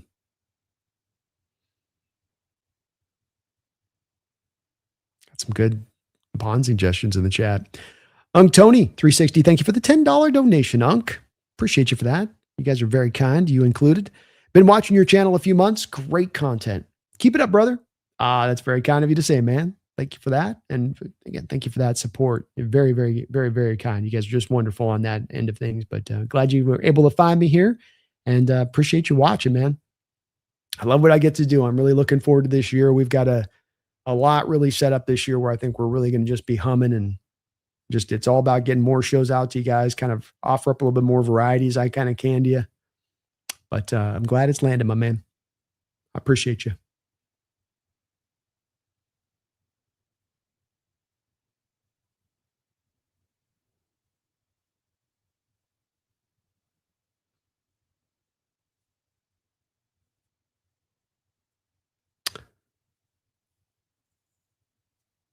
You're absolutely right, Dean. Players are just going to get better.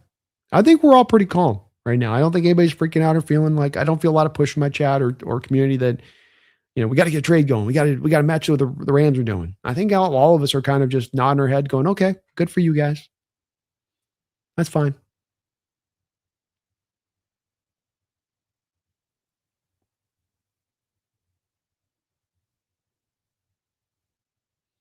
Rich Vision looks nasty for JP. Jadarian Price. Combined stats look slow for Price's explosiveness, or is 1.61 10-yard good? No, he's not a explosive is not per se, where it is. I think there's an explosive at play at element to Price's game, but it's not what you mean it on in the burst explosiveness.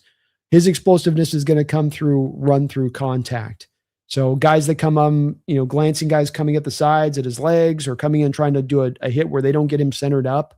That's where this guy can both absorb the hit and then maintain his speed at the current rate. It's the one place beyond there being some elements between him and Terrell Davis that are kind of overlappy. The one place that really, to me, between those two guys' games that really stand out. This is why Scott McLuhan, I think, put some comparison as well to Nick Chubb, a young Nick Chubb, because Nick had some of this as well, being that I get on the open, I'm going full speed, right? Some guys get hit full speed. That stops them, slows them down, even if they keep their feet. It takes them a lot to kind of even if they can free up and get out of the tackle, they have to essentially get into kind of a bit of a hand fighting a bit to get through it. These guys, Terrell could do this too, is I'm full speed. You come in here, you're trying to lay a force on me. I absorb it, but then I'm still full speed through that contact. And that is explosive. But when it comes to the 10-yard split and the necessarily short area burst quickness, no, I would say that's not necessarily Jadarian Price's game. Read and react, vision, a little bit of that's going to be more at the forefront.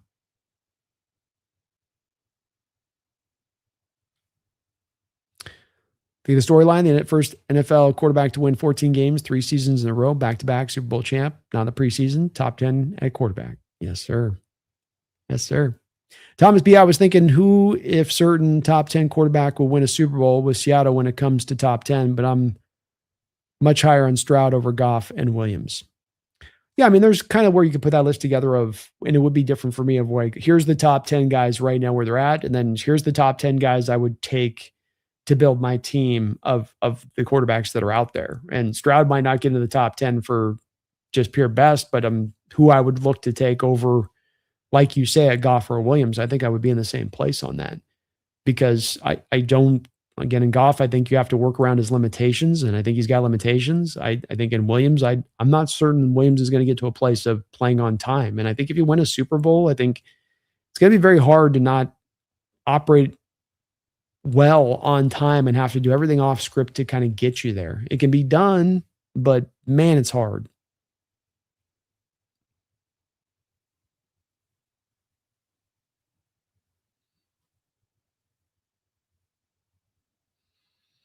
Ryan B., has any Super Bowl team that won not been invited to the White House, or was it the Seahawks' choice not to go? Thanks.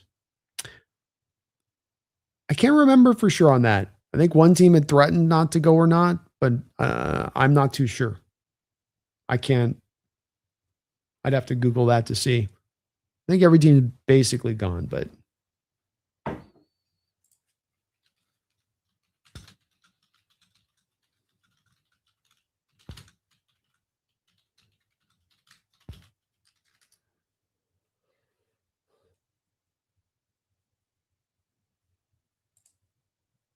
yeah, there's some spots here. Broncos in 99.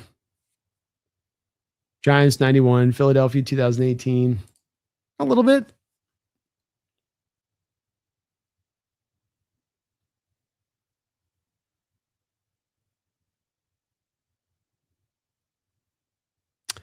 Brian says what made the Bearing situation different was that at the time, LA had no NFL teams at the moment, and Bearing was a home base in California as a developer. It's true. Kind of part of the question people have rightfully asked, like, where are you moving the team if you're going to try to take them from here?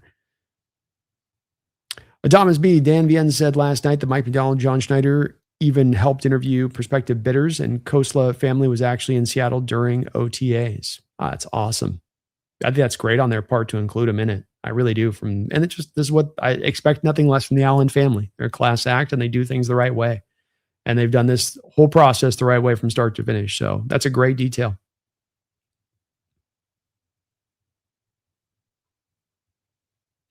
Thugs B, are you watching the quarterback series on Netflix? Didn't have the best lineup the last few years, but this year it's been very good. Though the first 2 episodes I've seen, Ward is a dog.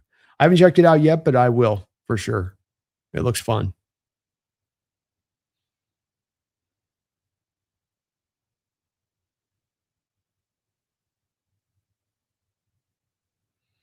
Stephen Dominguez. Know what's interesting? Look at what Benton, the Seahawks offensive line coach, did with a young San Francisco offensive line in 2018. Similar to what he's got with the Hawks, an improvement was roughly 15% in PFF ratings on average for all offensive linemen that year. It can't be undersold. It's a great point, and that is that offensive line coaches are not a dime a dozen. They don't grow on trees. There is a handful of them in the league in total. And if you get your hands on one, pay them all the money. Don't let them go because they're worth their weight in gold. And I would offer you, Stephen, I think you could see the same situation with him when he went to the Saints for the 1 year. I mean, just the 1 year of the Saints from the prior year, the performance across the board, starters to backups, was improved to a man. It was stunning to look at the research on it and see every guy improved. So it's just, he's grade A as they get, man.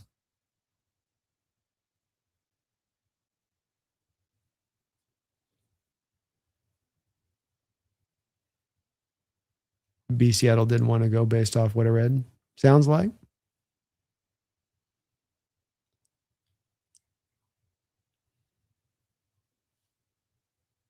B, I think Stroud reminds me of Stafford in Detroit. His best years are ahead of him. I can see that.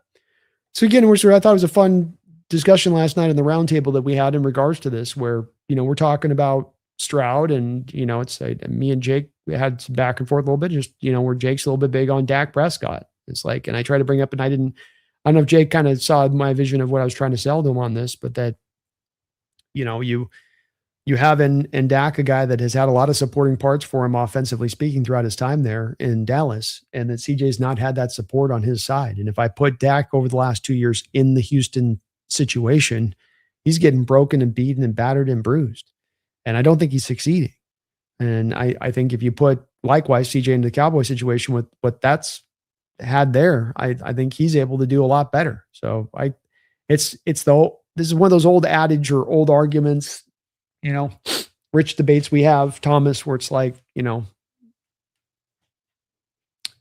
chicken or egg kind of thing. Like what makes great quarterback performance? Is it the supporting part or is it the superhero quarterback? Is it a marriage of those two items?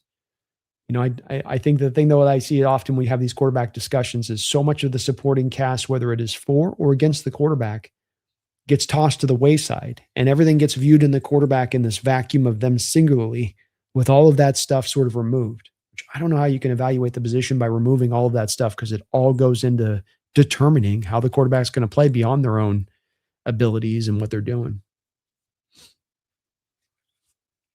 Simigens, is it the Eagles? For some players are not going, and Trump not inviting the Eagles the second time. Seahawks are the first to neither get an invite or decline one. Oh, interesting. Well, the White House has got a lot going on right now. Hey, Ben, how you doing? I'd get to from a Seahawks standpoint. It's like, you got to take another trip out to Washington. You already fly all over the place throughout the course of the year. It's going to be a short off season.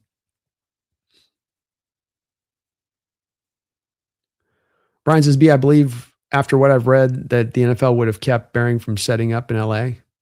Yeah, I don't think he would have had necessarily a pathway as much as he wanted to get there. He would have definitely gotten some pushback on it.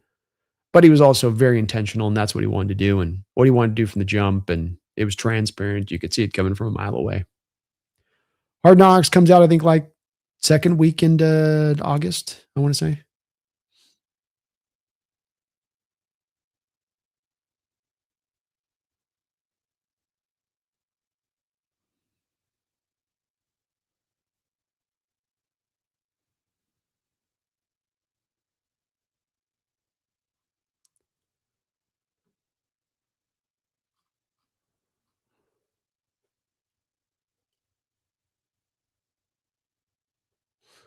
Seattle Seahawks are like the San Antonio Spurs, both model franchises with great chemistry top on down. Seahawks are a blue blood franchise right now with the likes of the Steelers and Broncos. We're elevating ourselves into that place of things, where you have separated yourself when you get to this place of, okay, you've just gotten your fourth Super Bowl. Okay, you just got your second Super Bowl win. You just done, the standard is being set in so many ways. I love the reference to the Spurs. Yeah, very similar.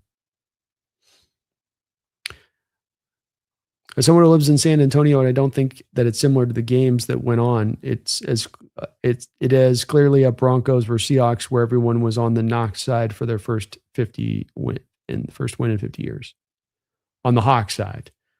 Yeah, I mean, there's something to that. I think it's more just the sustainability of the Spurs and how they've done this with such smart organizational direction, rather than being that you land up at the top of the draft a couple times to get this and that. And like, well, no, their ability to be active in international markets, their player development, they're able to go through kind of multiple generations and find success has been very impressive and similar with what Seattle's done here in this recent run.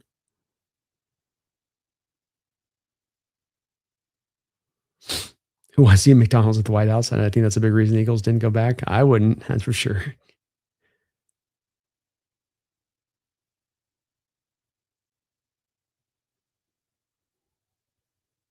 Ken Behring mask. They make one of those. They sell them as Uncle Fester. Like, they don't make those things. Get out of here, man. Are some people worrying about Flory not realizing the most offensive coaches that worked under Clint are still there? Yes. People are not doing the math on it. They just hear Flory, new offensive coordinator, and they're just marrying with it. He's going to be having to rechange the staff. It's kind of like what they're sort of intimating a little bit in their reaction to it, which isn't going to be the way that this is going to go. So, yeah. I don't like you're talking about here. I think there's a lot of reason to believe that he should find some success. He's got a lot of here to set up for success as far as the talent, the ability of these guys, the returning starters, the fact you were top 3 in scoring offense. And then as well, he's got the staff of coaches here that can help him guide into the right direction as well. So he's really set up for success. I've said over and over, I think there's not been another new offensive coordinator that's gone to a spot in this sport that is better set up for success than Flory as a first-time OC, who has to actually call the plays, not just be a first-time OC where the head coach calls the plays and you just sort of stand there and hold his pocket. I mean, where you got to actually come in and call the plays.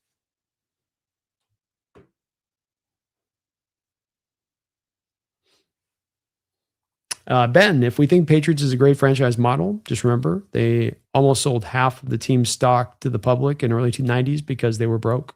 That's interesting. I forgot about that. Ken Behring freaked me out because he also looked like my dad, who was also a developer in California. I started thinking that look and behavior was a prerequisite for being a developer. Just got to shave your head. Accept the villain arc. Accept it. Accept it. Oh, thank you, Simogen. Tuesday, August 11th, 9 p.m. Eastern Standard Time, Hard Knocks. And this year we will be doing, for members of the channel, Hard Knocks watch along. So if you guys are watching Hard Knocks and you're a member of the channel, I will be I'll be watching that with you guys, I think. So yeah, looking forward to that. Try to figure out how we can do that. Yeah, I can figure it out. All right, we got a little bit here to the end of the chat early today. It's good to see. If you guys got any last questions, go ahead and pop them on in if you can. If you also can for me today, please do hit that like button. Please do sub on up. it does help the channel out tremendously. It allows me to grow and show and keep getting bigger here as a channel as we keep motoring along here. Got a lot planned up for you guys here over the next 5-6 months as we're going to be doing this show, as we'll be having 7 shows here during the week. Sunday, of course, all day with the games and the post-game discussion. We'll be doing Tuesdays with the Behind Enemy Lines and the NFC West Roundtable. Wednesday will be a Seahawks Weekly Roundup, and then also the Behind Enemy Lines preview show for the upcoming week.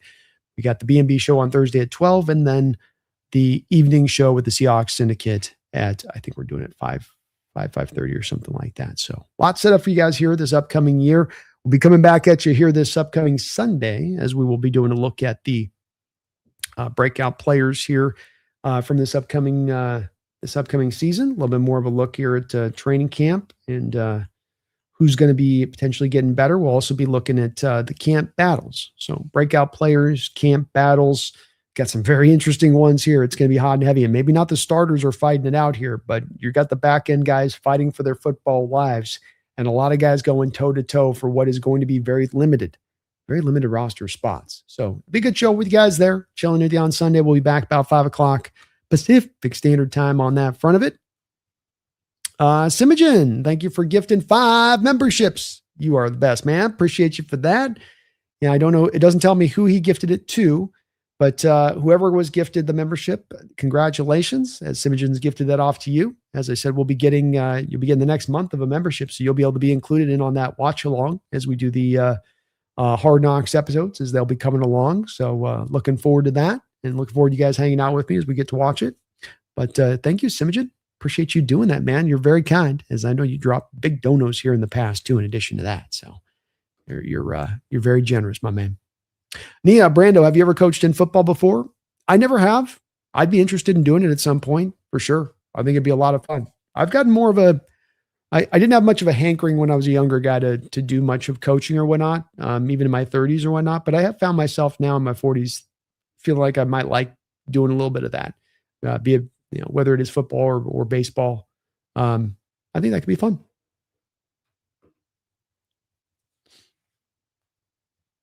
Seahawks Daddy, appreciate your work, Brando. Voice of the Chief Seats. Respect to you, sir. It's just where I would want to be, my man. It's just where I want to be. I want to be amongst the people, amongst my people. Cope, you think Josh Allen or Lamar gets over the hump first, as in Super Bowl appearance and losing to us? I see what you did there. Allen is the guy that I think can get there. I think that he just kind of had his worst game at the worst time of year last year. I don't think it's like, well, he can't play. He's proven he can play in the playoffs. Sometimes it happens. That's the NFL, and it's what sucks sometimes about the NFL being finite, and that losses matter, wins matter. There is no such thing as like, well, we get a do-over. Well, it's a best of 7. It's like there is today and there is no tomorrow. And if you have your worst game of the year today, sorry, there will be no tomorrow. And I think Josh ran into that last season, but I think that he's a guy that is right there on the edge of busting through. Lamar is a really good quarterback, and I feel like I sometimes have to kind of feel pressed to talk a little bit more about some of the negative things within Lamar's game, because I consider those negative things the things that will keep him, to your point, Cope, on getting to the Super Bowl. I don't think his advancement as a quarterback has come along as much as people kind of sell. He's very capable of throwing in the pocket. There are some really good throws like up the seams that he can throw really good. But I don't think he's become necessarily a pure progression reader. I don't think that he's necessarily advanced into the postdoctorate work at the quarterback position as he gets into his late 20s and almost early 30s. And I think he's losing a little bit of some of that quickness and some of that explosiveness he had that helped him to really separate and get away from danger at times. And then there's the final point of it just being that he still can't throw a 9-ball. I can get you all the way through a season of success, and I can get you to a smart defensive coach with a good defense. And that defensive coach is going to do one thing. He's going to be like, look, we're just going to force him to throw the 9-ball today. If I get him to throw it 5 times deep, he's not going to complete one, but maybe but one, even if the guy's open all 5 times. He just doesn't throw with the way the ball comes out. It's too much on a line, and it just doesn't let him moonball it up over the top to really be able to drop it in the bucket. And it shrinks down his target zone area on the 9-balls. It's just, Lamar is a complicated study because it's not all bad. There's a lot of good, and he's better as a passer than some people will sell you, where they'll just be like, well, he's just like Cam Newton. No, he's light years ahead of Cam as a passer. but I just think those other elements still exist. And I think part of why he's not advanced scope has to do with the fact that it's the same reason we didn't kind of see at times with Cam. And I think even with Russell, it's that when you have this great gift early on in your career of running around and it getting you out of danger, and then normal quarterbacks that are statues in the pocket that have to go, the blitz is coming from the side. I got to read that earlier. Get to my hot. The fast quarterback, the fleet of foot guy can be like, oh my God, the blitz is coming. The guy's coming. Instead of going to a hot, he's like, I'm just going to run away from him and go get myself 8 yards. But then he didn't train himself to get to that hot. He didn't train himself hardlined and how to deal with that stuff in the smart way you got to do it to be a quarterback. And then you get to the 30 years old, you've taken a multitude of hits. You're not as fast as you once are. You aren't as quick as you once are. That same blitz comes. And rather than you having the instantaneous go to the hot route read, you're getting hit and sacks because you didn't build that part in your game to do that as well. Behring looked like a cross between Gorbachev, Hitchcock, and an old ball sack. Big facts.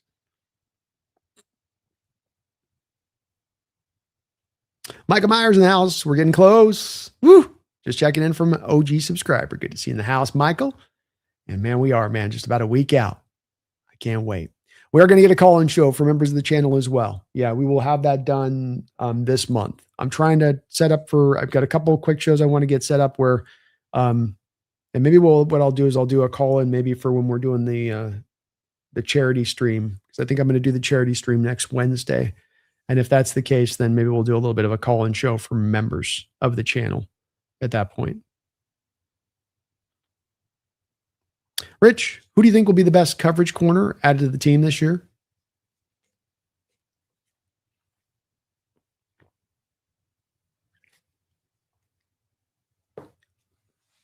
I think Igbenogany's got a really good chance to be the best cover guy you've added. I think that Julian Neal's the guy that's the real pure fit to the defense and is the best tackler. Igbenogany's going to have some issues as far as tackling goes with him, and that's the part of his game that's got to come forward more than what he does in coverage. But Neal's a real pure fit to the defense, and he can do some really exciting things in coverage as well. So it is kind of between those two guys for me. I think Neal long-term will be that guy, but it probably needs a little bit of development. But Igbenogany's an interesting guy, former first-round pick, has needed to develop. I think teams have been kind of waiting for things to pop, and they haven't quite popped with him. And you don't mind, if you've got that guy, and you take him as a first-round pick, and you're counting him to be your number 2 or 3 corner, you're like, come on. But when he's your back end guy, it's like sink or swim, buddy. You're either tapping into that knowledge, you're tapping into that ability now, or you're not. And everything we're hearing about Igbenogany, he's working his ass off and doing all he can to try to, maximize what may be one of his more final opportunities on this. Best Seahawks shot on the internet. Thank you for that, Seahawks Daddy. I do agree, man. You guys bring it every time. Trapcat, my thought was, he hasn't called plays before, but all the coaches still there. I would have a mindset for it. Yeah, and that's where I think it's when you bring into me, let's take 2 different offensive coaches, an offensive coach coming into what's probably a bad team, not a lot of talent. He's bringing on his whole staff that he's got to assemble, maybe a lot of guys that are first time in the role that they're serving under him in that staff. And then he's got to learn the ropes and find his ways through that. Versus the guy like this that goes to a great team, a great offense, top 3 scoring offense last year, bringing everybody back, that has all these coaches in-house that he doesn't have to assemble, that know what works and know what doesn't work about this team, know what guys can do good and what guys can do not as good. And then he gets to just seamlessly set himself amongst that. I just think that it's much, much more set up for success than you possibly could be in any other situation. I mean, you can make the argument you could not have a better situation to have success as a first-time OC than this. I don't know what box could be more thoroughly checked than all the boxes he's getting here to help him out. And whether or not that brings about the best success or ultimately the next great offensive mind in the sport, it won't bring about failure. The floor is high here.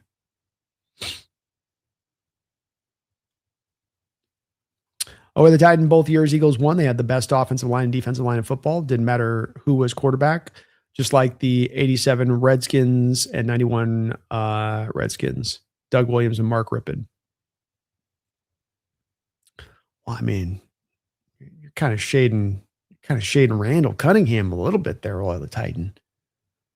I mean, are we selling on Randall? We gotta give Cunningham some props there, man. He wasn't chop liver.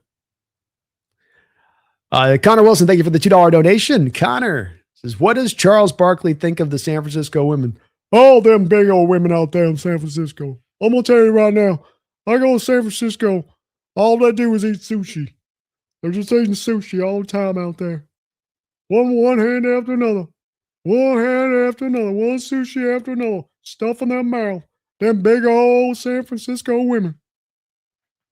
I call them the Santa Clara fatties. That's what I call them. Charles doesn't like them San Francisco women. Not like them Seattle women. Not like them in-shape Seattle women. Them beautiful princesses of the Northwest. No, you got a lot of hard women out there. I got a lot of hard women out there in San Francisco. Charles don't like that. Charles can't abide. Too much sushi. Too much sushi out there, San Francisco. I got to come back. Them big old San Francisco women.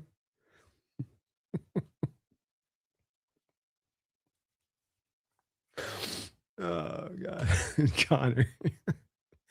Bubba Brando, what was your take on Earl Thomas flipping off Pete Carroll on the sideline as a Texas native? I loved it. I can't say that I loved it. I can't say that I loved a lot of Earl's actions at the end of his career. I think that he was trying to act as though, like with that flipping of the bird, that Seattle had somehow been doing him dirty and wrong through the process or whatnot. And they made him well paid, highest paid safety in the sport. Like, he got rewarded, so I don't, players sometimes do this, I'm on my cross thing. And it's like, what are you doing? Like you come off as tone deaf and immature. And so it's that very same, not that year, but I think that very same year he'd been going into like the Cowboys locker room after we had won a very important game and said, come get me. You got to be a professional. You're paid millions of dollars to be a professional. And Earl, I think, kind of lost that a little bit at the end. And this is why when he went to Baltimore, his teammates literally voted not to reactivate him onto the roster when they had the opportunity to do so, and probably could have used his help. I think he started kind of going his own way there at the end a little bit. Zimogen, thank you for becoming a new member of the channel, man. And as well, thank you for gifting out those subs. You are awesome. Awesome. Banker Elbrez, thank you for the $2 donation. Says, I think you should watch World Cup Finals Sunday at 12.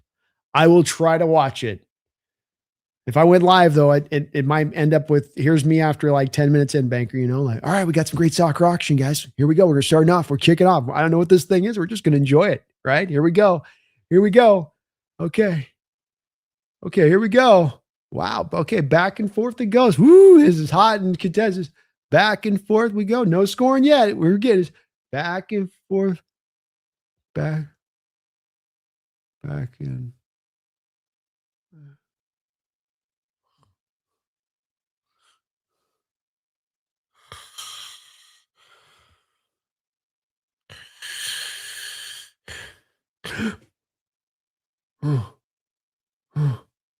oh, it's still 0-0.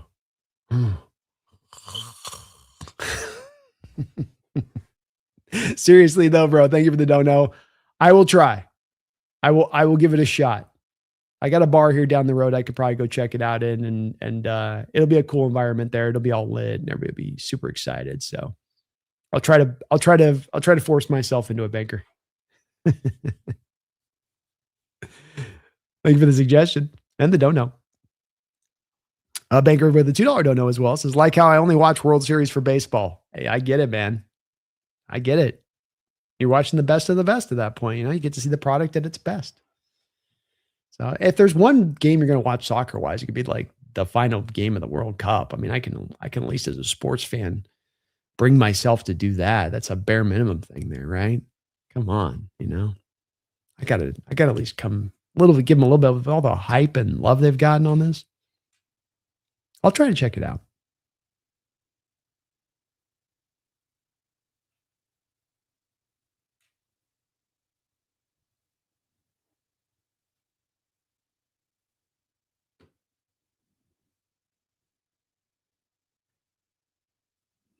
Sibijan, it'll be the Broncos next year, I fear. They'll do May for 1 to 5 games, and once Bo comes back, they will tear up the league. I've got them winning the division out there. I was between them and the Chargers, and I was torn a little bit. But I did land on just thinking that they were going to win it. Bo's ankle, of course, is a big part of this predicament, but their defense is so good, hasn't lost anything. And Jalen Waddle gets to be injected in that offense. I think that just helps the offense. Doesn't mean like the offense needs to do a ton. It just needs to do a little bit more, especially to keep them out of close games at the end of games. And if you can do a little bit more and they get up on teams and now they can start to put teams away and easier victories. Yeah, I believe in Josh more than Lamar too. Body language is a thing there with him a little bit, Trap Cat. And that matters the quarterback position. I don't think all positions it matters for, but body language is important for the quarterback position. Jim says both Josh and Lamar have been in too long. They'll do okay, but I think they will see a decline for both this year. Might happen, man. They both have very much leaned on their legs heavily to get the job done, to your point. And yeah, Chris, I think the Bills and Ravens are two interesting spots where these are two really good, talented teams with new head coaches, which is kind of unusual. And can those coaches, really tap into that? Can they find the answer their predecessors couldn't? Nia, with teams with deep rosters, with top 10 caliber quarterbacks like the Seahawks with Sam, teams with superstar quarterbacks taking up a good chunk of a team's cap with not as deep a rosters. Surprised to be paid. It's another part to your point, Nia, I brought up last night at the roundtable when, they bring up on the roundtable, here's this quarterback here who's, not got this support or not got that support, but then he's also demanded to be the highest paid at his position as well in addition. You go, well, it's like, look, when you're going to be paid that much quarterback, somewhere on the team's going to have to bite the bullet. And, I'm sure a lot of quarterbacks be like, we'll just go light on defense. We'll just make a super offense. Like, yeah, that's not going to work. That track record, a history of trying to do that doesn't work too well. We'll do the next call-in show probably next week, maybe next Saturday. I'll get it, not this Saturday coming up, but I'll try to get it scheduled up early on and let you know far ahead of time on that one. Trap Cat, and I say after last season, Lamar's hamstring started to wear out on him. Yeah, it's just they used both Cam and Lamar both in the early part of their career ran like a running back. There's no sliding. There's diving head first. There's taking on collisions over and over and over again. And that stuff adds up over time. And you can get through for a 2-3 year period and go, hey, I'm still bouncing back off of it. No problem, baby. I'm rolling, feeling good. But then you get into 5, 6, 7 years of that. And now the price is starting to be paid. Now those injuries, lower leg wise, start to add up. Now you start to lose a little bit of that athleticism and quickness and speed collectively, all of it. Not that it falls off a cliff, but you lose just a little bit of it. And now can you compensate? Can you raise the neck up stuff? Can I be great prior to the snap? Can I be great against the blitz? Can I throw with better anticipation? Can my progression readings take a big step up? That's the part that has to come forward when that inevitability does happen. We saw with Cam Newton, didn't happen. I think with Russell, I think he progressed it more than these other two guys. I think there's parts of his game that he did more, but I think likewise ran into some of those problems too, because, and it's not even a failure to the player. It's more of a human nature thing. Like I said earlier, you got the great skill that you could utilize early on in your career that got you out of danger at every turn. It was the easy button, the one size fits all. This happens, hit the button. That happens, hit the button. Then you go to 30 and you hit the button and nothing comes out but a little bit of smoke out the sides. And you hit it again and a little bit more smoke. Like nothing's happening.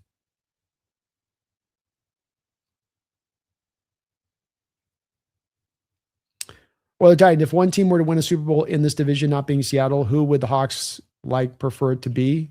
Niners winning their 6th, the Rams getting their 3rd, or the Cardinals getting their 1st Lombardi? Oh. This is like the inverse of Sophie's Choice. It's like drowned them all.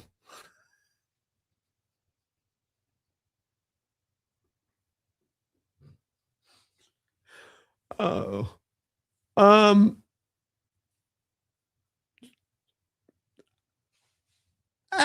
I'll give the Rams the third. I can't reward the Cardinals for ineptitude. I can't reward the Cardinals for crappy ownership, as bad as I feel for their fans. I want teams that do things right to be rewarded for doing things right. And with the world, it makes sense. Simgen says, end of the year, it will be the Rams and 49ers with the Seahawks and Texans on the outside again for NFC. And with the AFC, Broncos, Pats, Colts being on the outside. Ooh. There we go. Like it, Simgen. I got the Rams and 49ers making the playoffs. The Hawks win the division. I got the Texans getting in as their division winner. I have the Texans as the AFC representative. And I do have the Pats and the Colts missing the playoffs.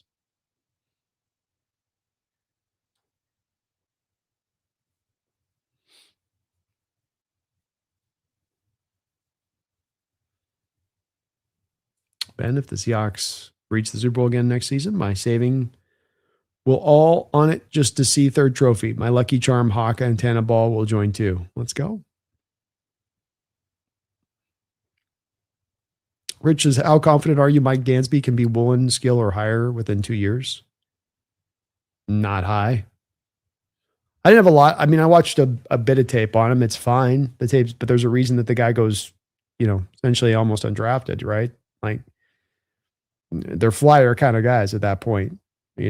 With Woolen, you got that guy as a day 3 guy, but you guys him a day 3 guy with an incredible skill set. Like, they didn't come more freakier than he did. I don't know if Dansby's in that same freakish area of things. Any guys in that spot, it's kind of a roll of the dice of who makes it and who doesn't. Yeah, Brad, a spot on Charles Barkley was not my bingo card.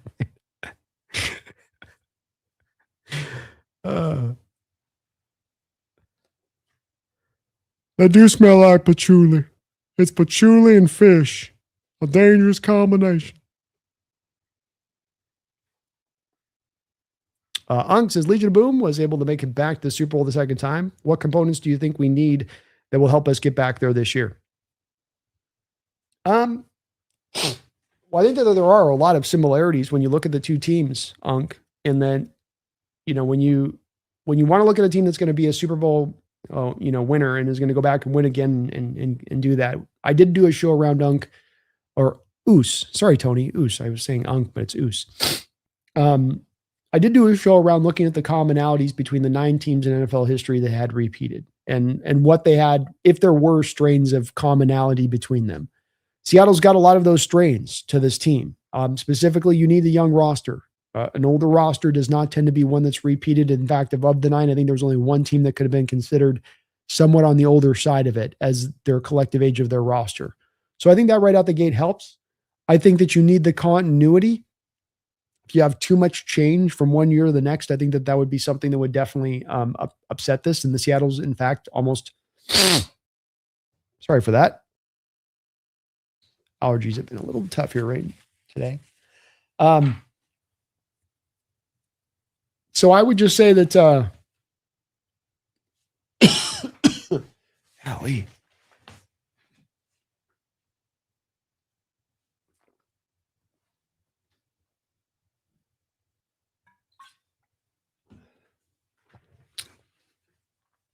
Yeah, it's just generalized things more than I can get to specificity. And if you look at that Legion of Boom team, these things I'm talking about, they had the young roster. They were returning the continuity on both sides of the ball. You didn't have an insane amount of coaching turnover. I think that team had lost one coordinator. I think that at that time, Gus Bradley moved on, and then you elevated Dan Quinn so that they had some resemblance to this team, even in that way. And then you're returning quarterback, all that stuff. So you are bringing those items to be that the other champions had brought as far as those base things. But, there's not a point of real specificity within this of this is exactly what you got to have, and that's what you got to have. I think just beyond those general, real vague kind of items, I do think that you probably are going to need a difference maker to elevate here. You're going to need one of these young guys from the Hortons and Mills and Arroyos. You need one of these guys to really come up and help to separate and give you an extra attribute onto this team. And I will say that the Legion of Boom team didn't necessarily have an extra attribute that rose up from one year to the next. You did in large part a lot of the same stuff that you'd done the year prior to get to where you got. And maybe that's just maybe you can do the same here. But in my gut, it feels like one of those guys has got to kind of rise up a little bit.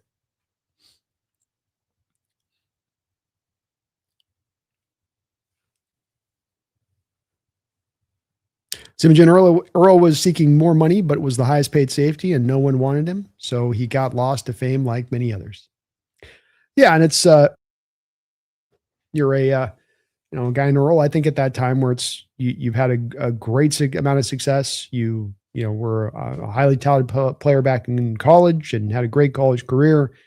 And so, you've been driven as your singular force and single-mindedness, and I think that's sometimes that can come back and bite you a little bit. I think we saw that was a little bit of the problematic spot with that Legion of Boom team, was that there was a little bit of a knife that cut both ways on that at times with those guys. And some of that mentality that drove the success could also be the mentality that could be a little bit of their undoing.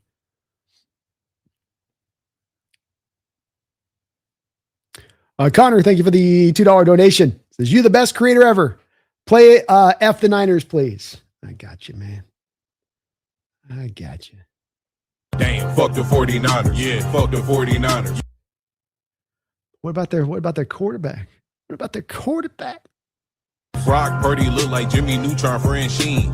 Timu Tom Brady got your quarterback from Sheen. Oh, F them Niners. Thank you, Connor.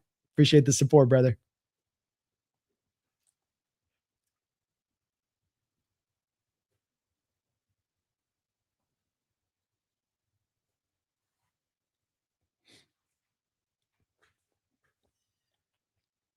They lost John Franklin Myers, who will be a huge effect on Zach Allen, Nick Bonito, the Broncos. Maybe. I mean, it definitely will be affecting. I don't think John Franklin Myers was the driving force of that defensive line. We got definitely still got some other stuff there that's really good.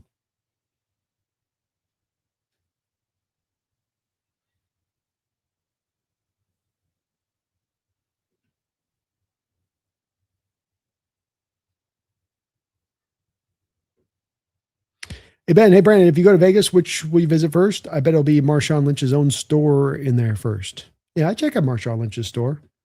If you go to Vegas, I mean, the fun part about doing Vegas, just kind of walking the strip, a little bit. I was there a while ago and, man, it's like hard to kind of move around anymore with the way that they've sort of set up the walking space out there now.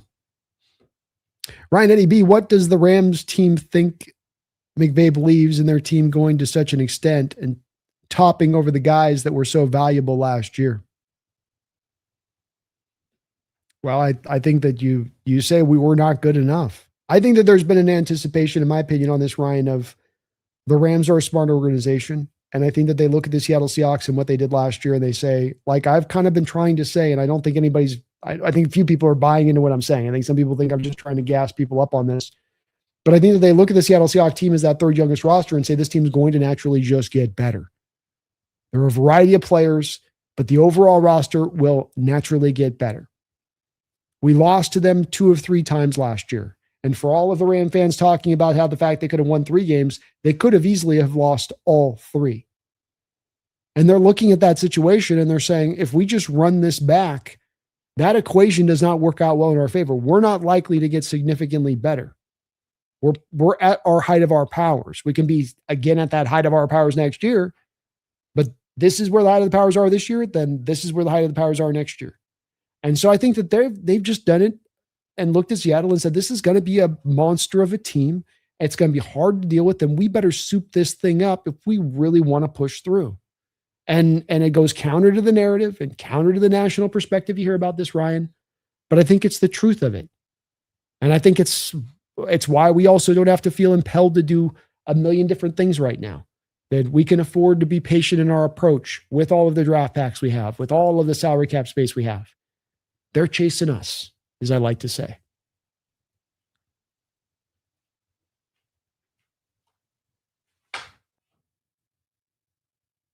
Feed me. OG, thank you for the $5 donation. Feed me. Don't get the Burrow hate by Jake. He puts too much stock in the Bengals wide receivers, and I'm with you on Lamar. Just watch Spags' adjustment in the NFC Championship. Yeah, that's where it really came into, to me, the focus and the clarity was just 8K feed me. And I know at the time you were here on the channel and you heard us talking about it. I mean, you were probably watching the game with us. I think I live streamed the literal game as we were watching it and talking about it. You guys go back and watch that live stream. I'm talking about this thing within Mars game as it's playing out in the conference championship. As you're watching the Chiefs force him into 9 route throws and go balls over and over again, and he just can't get it in there. You even saw it in the game we played against the Baltimore Ravens a couple of years ago that we got squashed in. And we got squashed in that game, but we got squashed in that game with actually in a defensive approach at times that had Lamar until the game kind of broke open, boxed in with the same problem where we got him to try a throw and he just could not complete the deep ball on us. And so it's a big limitation. It's like a Jalen Hurts, for instance, has a lot of some stuff that you could look at saying limitations that I don't know. You can't make every throw in the book. You don't have arm strength to throw in any conditions. Like there are certain throws I'm going to have to shy away from having you make. Still has a really good 9 ball though. Really accurate on the deep balls. Pretty good arm to throw it deep. Like it can get some nice trajectory on that thing. So it's tough, man. It's tough. It is a little bit of a detriment. And with Burrow, I do like him, but I mean, the health factor is a factor. And if you just can't stay healthy and you are getting older and you have had a lot to work with there as far as your receivers, like you say, and an offense very pass happy and heavy, I think he's a good quarterback, but definitely a guy that gets elevated to the utmost. You know, it's not like people are sleeping on Burrow. He definitely gets his flowers, to your point. Feed me. Thank you for the donation, man. Yeah, I think Lamar doesn't have an answer on this one as far as he's not going to develop an 9 route. He might get better at the quarterbacking. He might get a processing. He might improve the neck up stuff. You're never at this age going to get better with the 9 ball.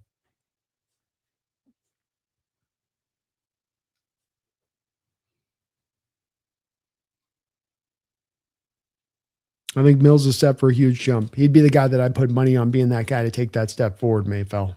Sorry, Malfair. Sorry, Jay. I get the marbles out of my mouth. Then I asked my barber to cut my hair. It looked like Seahawks helmet with a Super Bowl. Saw a dude do that online and it looks sick. Damn. That's a heavy tip for the barber. You got to definitely give him for a helmet with the logo.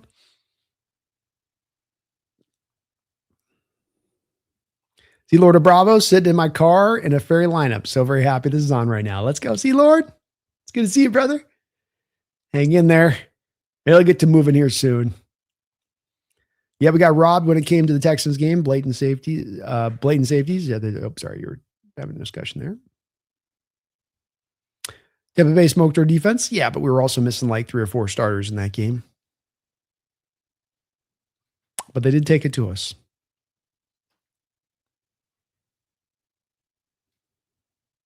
Hey, Ben, I hope I will survive around the new local bar because, man, so many Niner fans and the Ram fans around here. Niner are losers since 94. Puke, puke, not pew, pew. Not pew, pew? Pew, pew, pew, pew, pew. Explosive.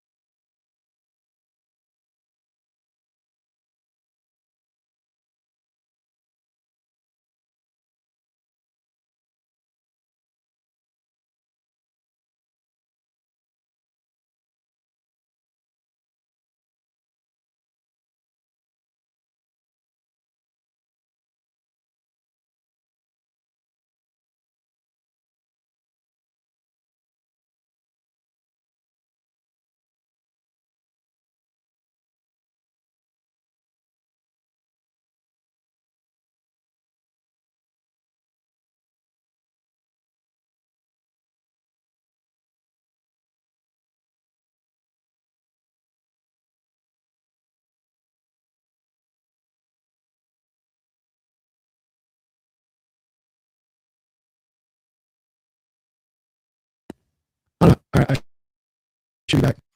I got you there. Sorry. Let's see if I'm back here. I don't know what happened. I don't know what the hell happened.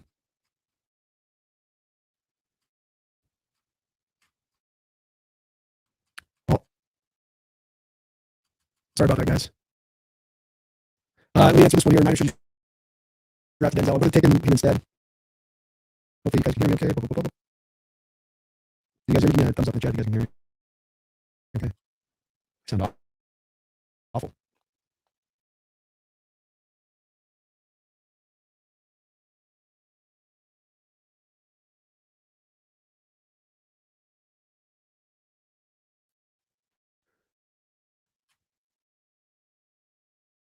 Check. Any better now?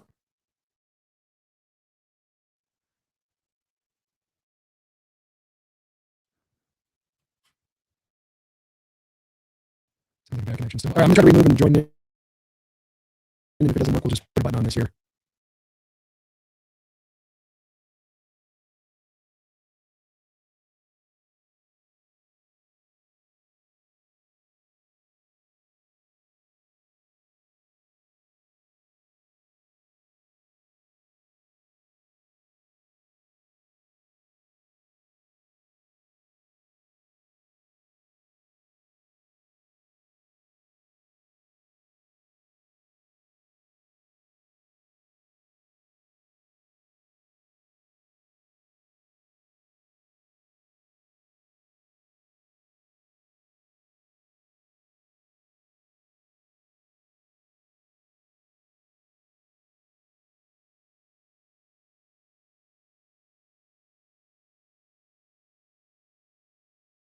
All right, we'll try this again. We'll see if this works. Check. Half audible. See if this sounds better. I don't know what happened. Much better? Cool. Sorry about that, folks. Got a new computer set up I transitioned to a week ago here, but it probably is having a little bit of still working out the kinks on the new machine. You know what I mean? There's always a couple of programs that'll start running in the background when they shouldn't. And I got to unpack in there and figure out what the hell is what's going on with that there. Simon, thank you for the $10 donation. Muted no sound. Thank you for letting me know that. Sorry, it took me a little bit of while there to figure that out, you guys, as sometimes this stuff goes weird. Live shows, man. My bad.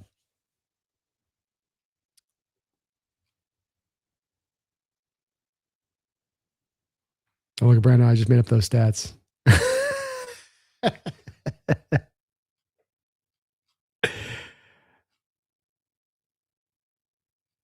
I am too close to the substation, man. If the effects are starting to bleed over. I think somebody kicked out my connection. Niners should have taken Basantis. I would have been much more fearful if they'd taken a Basantis. I've always said the Niners get scary to me when Shanahan eventually realizes that his team is driven by his offense. His offense is driven by his offensive line. And if he ever gets that wrapped around his skull, I think he can be dangerous. But I don't know if he ever will. I think he's more caught up in skill position players. Huntley was the second string backup, I think, for the Ravens last year, Trap Cat. Huntley. Simogen, you're awesome for dropping $10. Let me know on the mute. My bad on that front of it.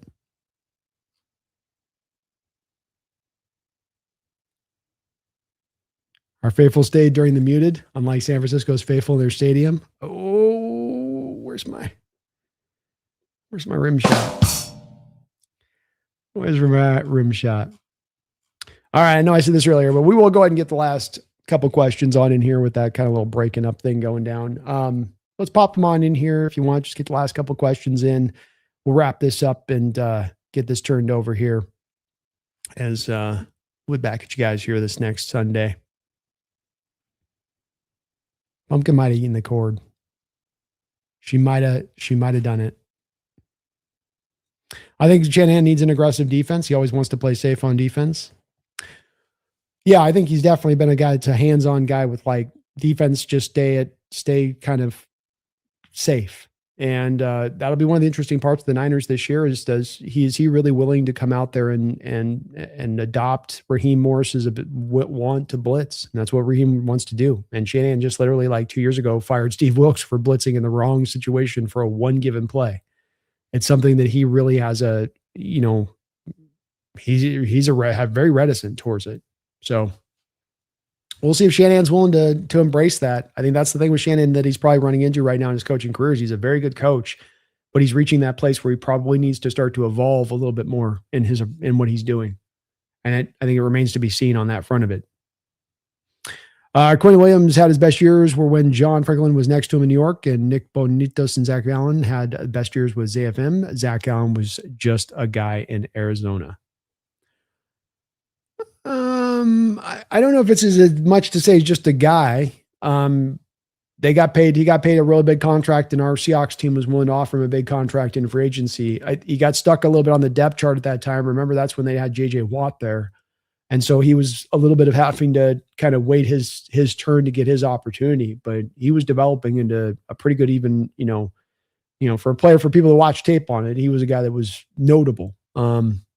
So I think that was as much just the situation in Arizona, but yeah, I don't know, man. We'll see on that with John Franklin. I still think that we're going to come to find out with this is that the Broncos are going to still have very much a top end defense, and that offense is going to more than get the job done. And I think that is the bottom line will be, what will allow them to, again, find success this year. Could it be that it's a wild card rather than a division title? Certainly. Certainly it could be that. I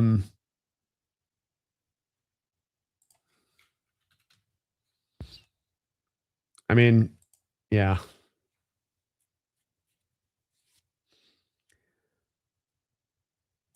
Yeah, he's got a 63 grade from last season on the Bronco line, my man. Which look, I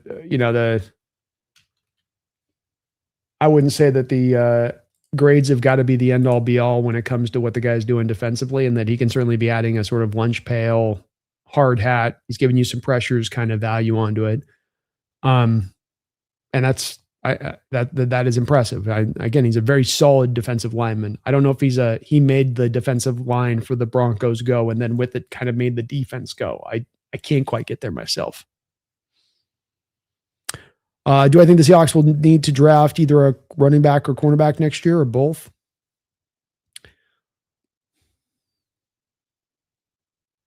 I do think they're going to have to draft a running back. I think even if you signed a guy like Charbonnet into a contract extension, you're probably looking at trying to fill out the running back room a little bit more. It may not be a first or second round pick, but that you'll take a guy with one of those 12 picks and in probably a relatively decent, even if it's day 3, it's like early on the day 3 side then Rich. Someone just says, also, I dropped like $400 during Super Bowl, like support Hawks Nest. I mean, I am just going to say more money for the Kubiak episode. Which have any of you watched? Go watch them. I want more. Yeah, man, I would love to do it again on it. It's just one where, when the viewership ain't there on that stuff, I'll always try different stuff on the channel, and I'll always try to do stuff. And I'm going to try to include the humor stuff this year as much as I can, Simogen with it. But it is one where it's like to do the Kubiak series means to not do draft prep work for next year, not prep up for these shows as well as I've been able to prep for right now, like today, so it's like, I'll make that, but I got to have the bites got to be worth the apple on that one. And, even in retrospect, looking at the episodes, they're just not gaining enough traction with it, which is unfortunate. I wish I could put them together faster, but the problem is they take, this one would take me 3 weeks, and it's going to easily take me 80 hours if I put that final one together. And I just, I ain't gonna, I'll do it not for 1,000 views. You know what I mean?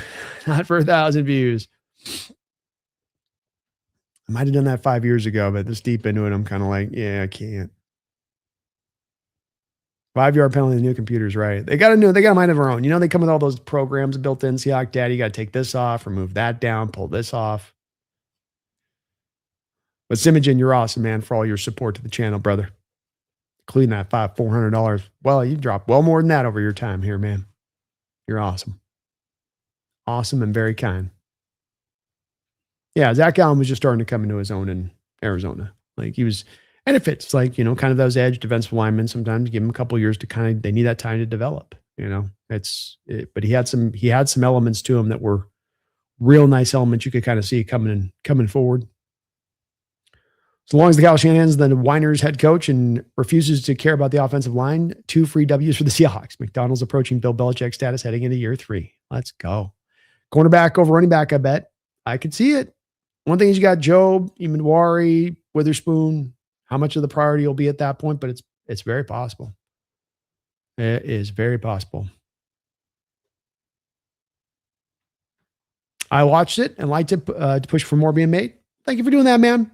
I will definitely, whether or not we can kind of finish up the Kubiak series or not, we'll get some humor inserted here where I can kind of, choose little 3 or 4 minute videos I can put together, and maybe find something this year in the season I can kind of riff off of a little bit. That's going to be kind of the hope. And we worked out a lot of kinks doing the Kubiak series to where I'll be able to do that, I think, relatively fast if I can.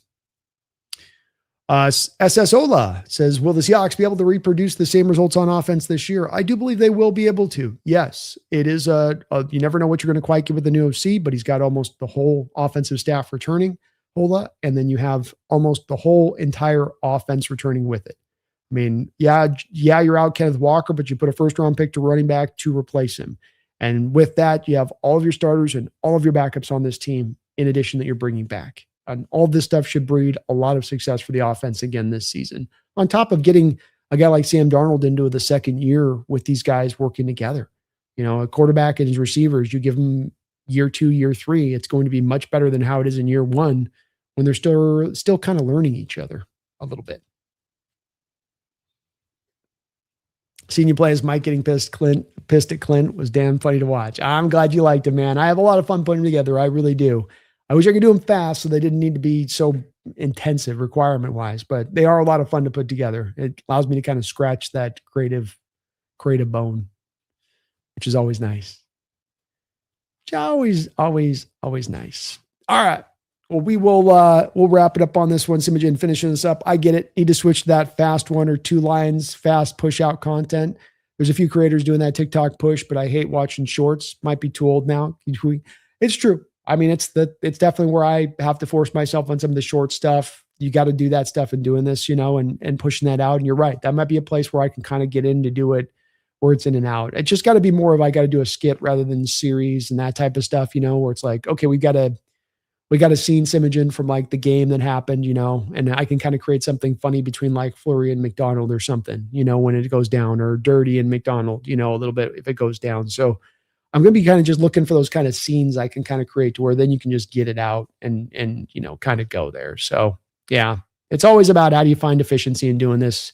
Because you always run out of hours in the day, and it's just okay, how do I most do this efficiently to maximize this the best? But the humor side and getting that as a part of the channel and commonality and just it's there with the regular content. I'd like to be driving for that in the future because it's a big place that I've been leaving untendered for the last couple of years. Phoebe said, we bring back the barnyard cheat code. It took us a while to make it a natural play in our offense. Oh, you know it. The barnyard's coming back, baby. You know it. Mike McDonald, I said, run plays, Clint. What are you doing passing the ball? I watched tape.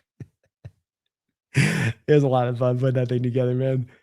Oh, it's a lot of fun. These green screens, Brian, you can do so much stuff with them. It's technology is a wondrous tool. I appreciate you guys watching today. Thank you for hanging on in here with the audio issues that we had pop up about 30 minutes ago. Really kind of guys still staying with me here on that. If you guys can for me, please do hit that like button. Please do get subbed on up if you can. We're on the road here to 30,000 subscribers. Love to get there this year if we possibly could do it. And you can help us get there today by hitting that like, by getting subbed on up. We will be back here on Sunday with looking at the breakout players and camp battles to expect here in the next week. We got rookies reporting here. I think on the 18th is when they're going to be coming in the house there. We're doing a call-in show. We got a charity stream set up for you guys here. I'm already trying to start to line up some stuff for August here in prep work and getting a couple of guest appearances here on the channel. The Seahawks Syndicate will be kicking back up into gear here shortly as well. So a lot planned, a lot set up here for the upcoming season. I hope you guys are ready. I really appreciate all of you guys' support, be it members, be it patrons of the channel. or be it just someone that just has donated a bunch here to the channel on this side of it. Your guys' support allows me to get to do what I do, which is do this full time 24/7. Head pops off the plate and I just get to think about Hawks and what I can do to bring you guys some grade A, hopefully grade A content. So thank you guys for all of your support and everything you guys have done for me for the years to allow me to get to do this, because this is still a hell of a time and a great job that I get to have. We will again be back here on Sunday, just a couple days from now. Appreciate the good discussion. Simogen, highlights. Big Cat has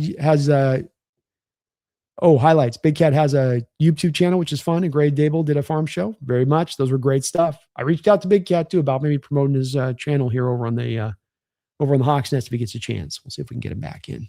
All right. We out. Go Hawks, man. Trap Cat, you have a good one. Rookies better start packing. Have a good night, man. Simogen, I appreciate you, man. Thank you for all your support, brother. And gifting out those memberships as well.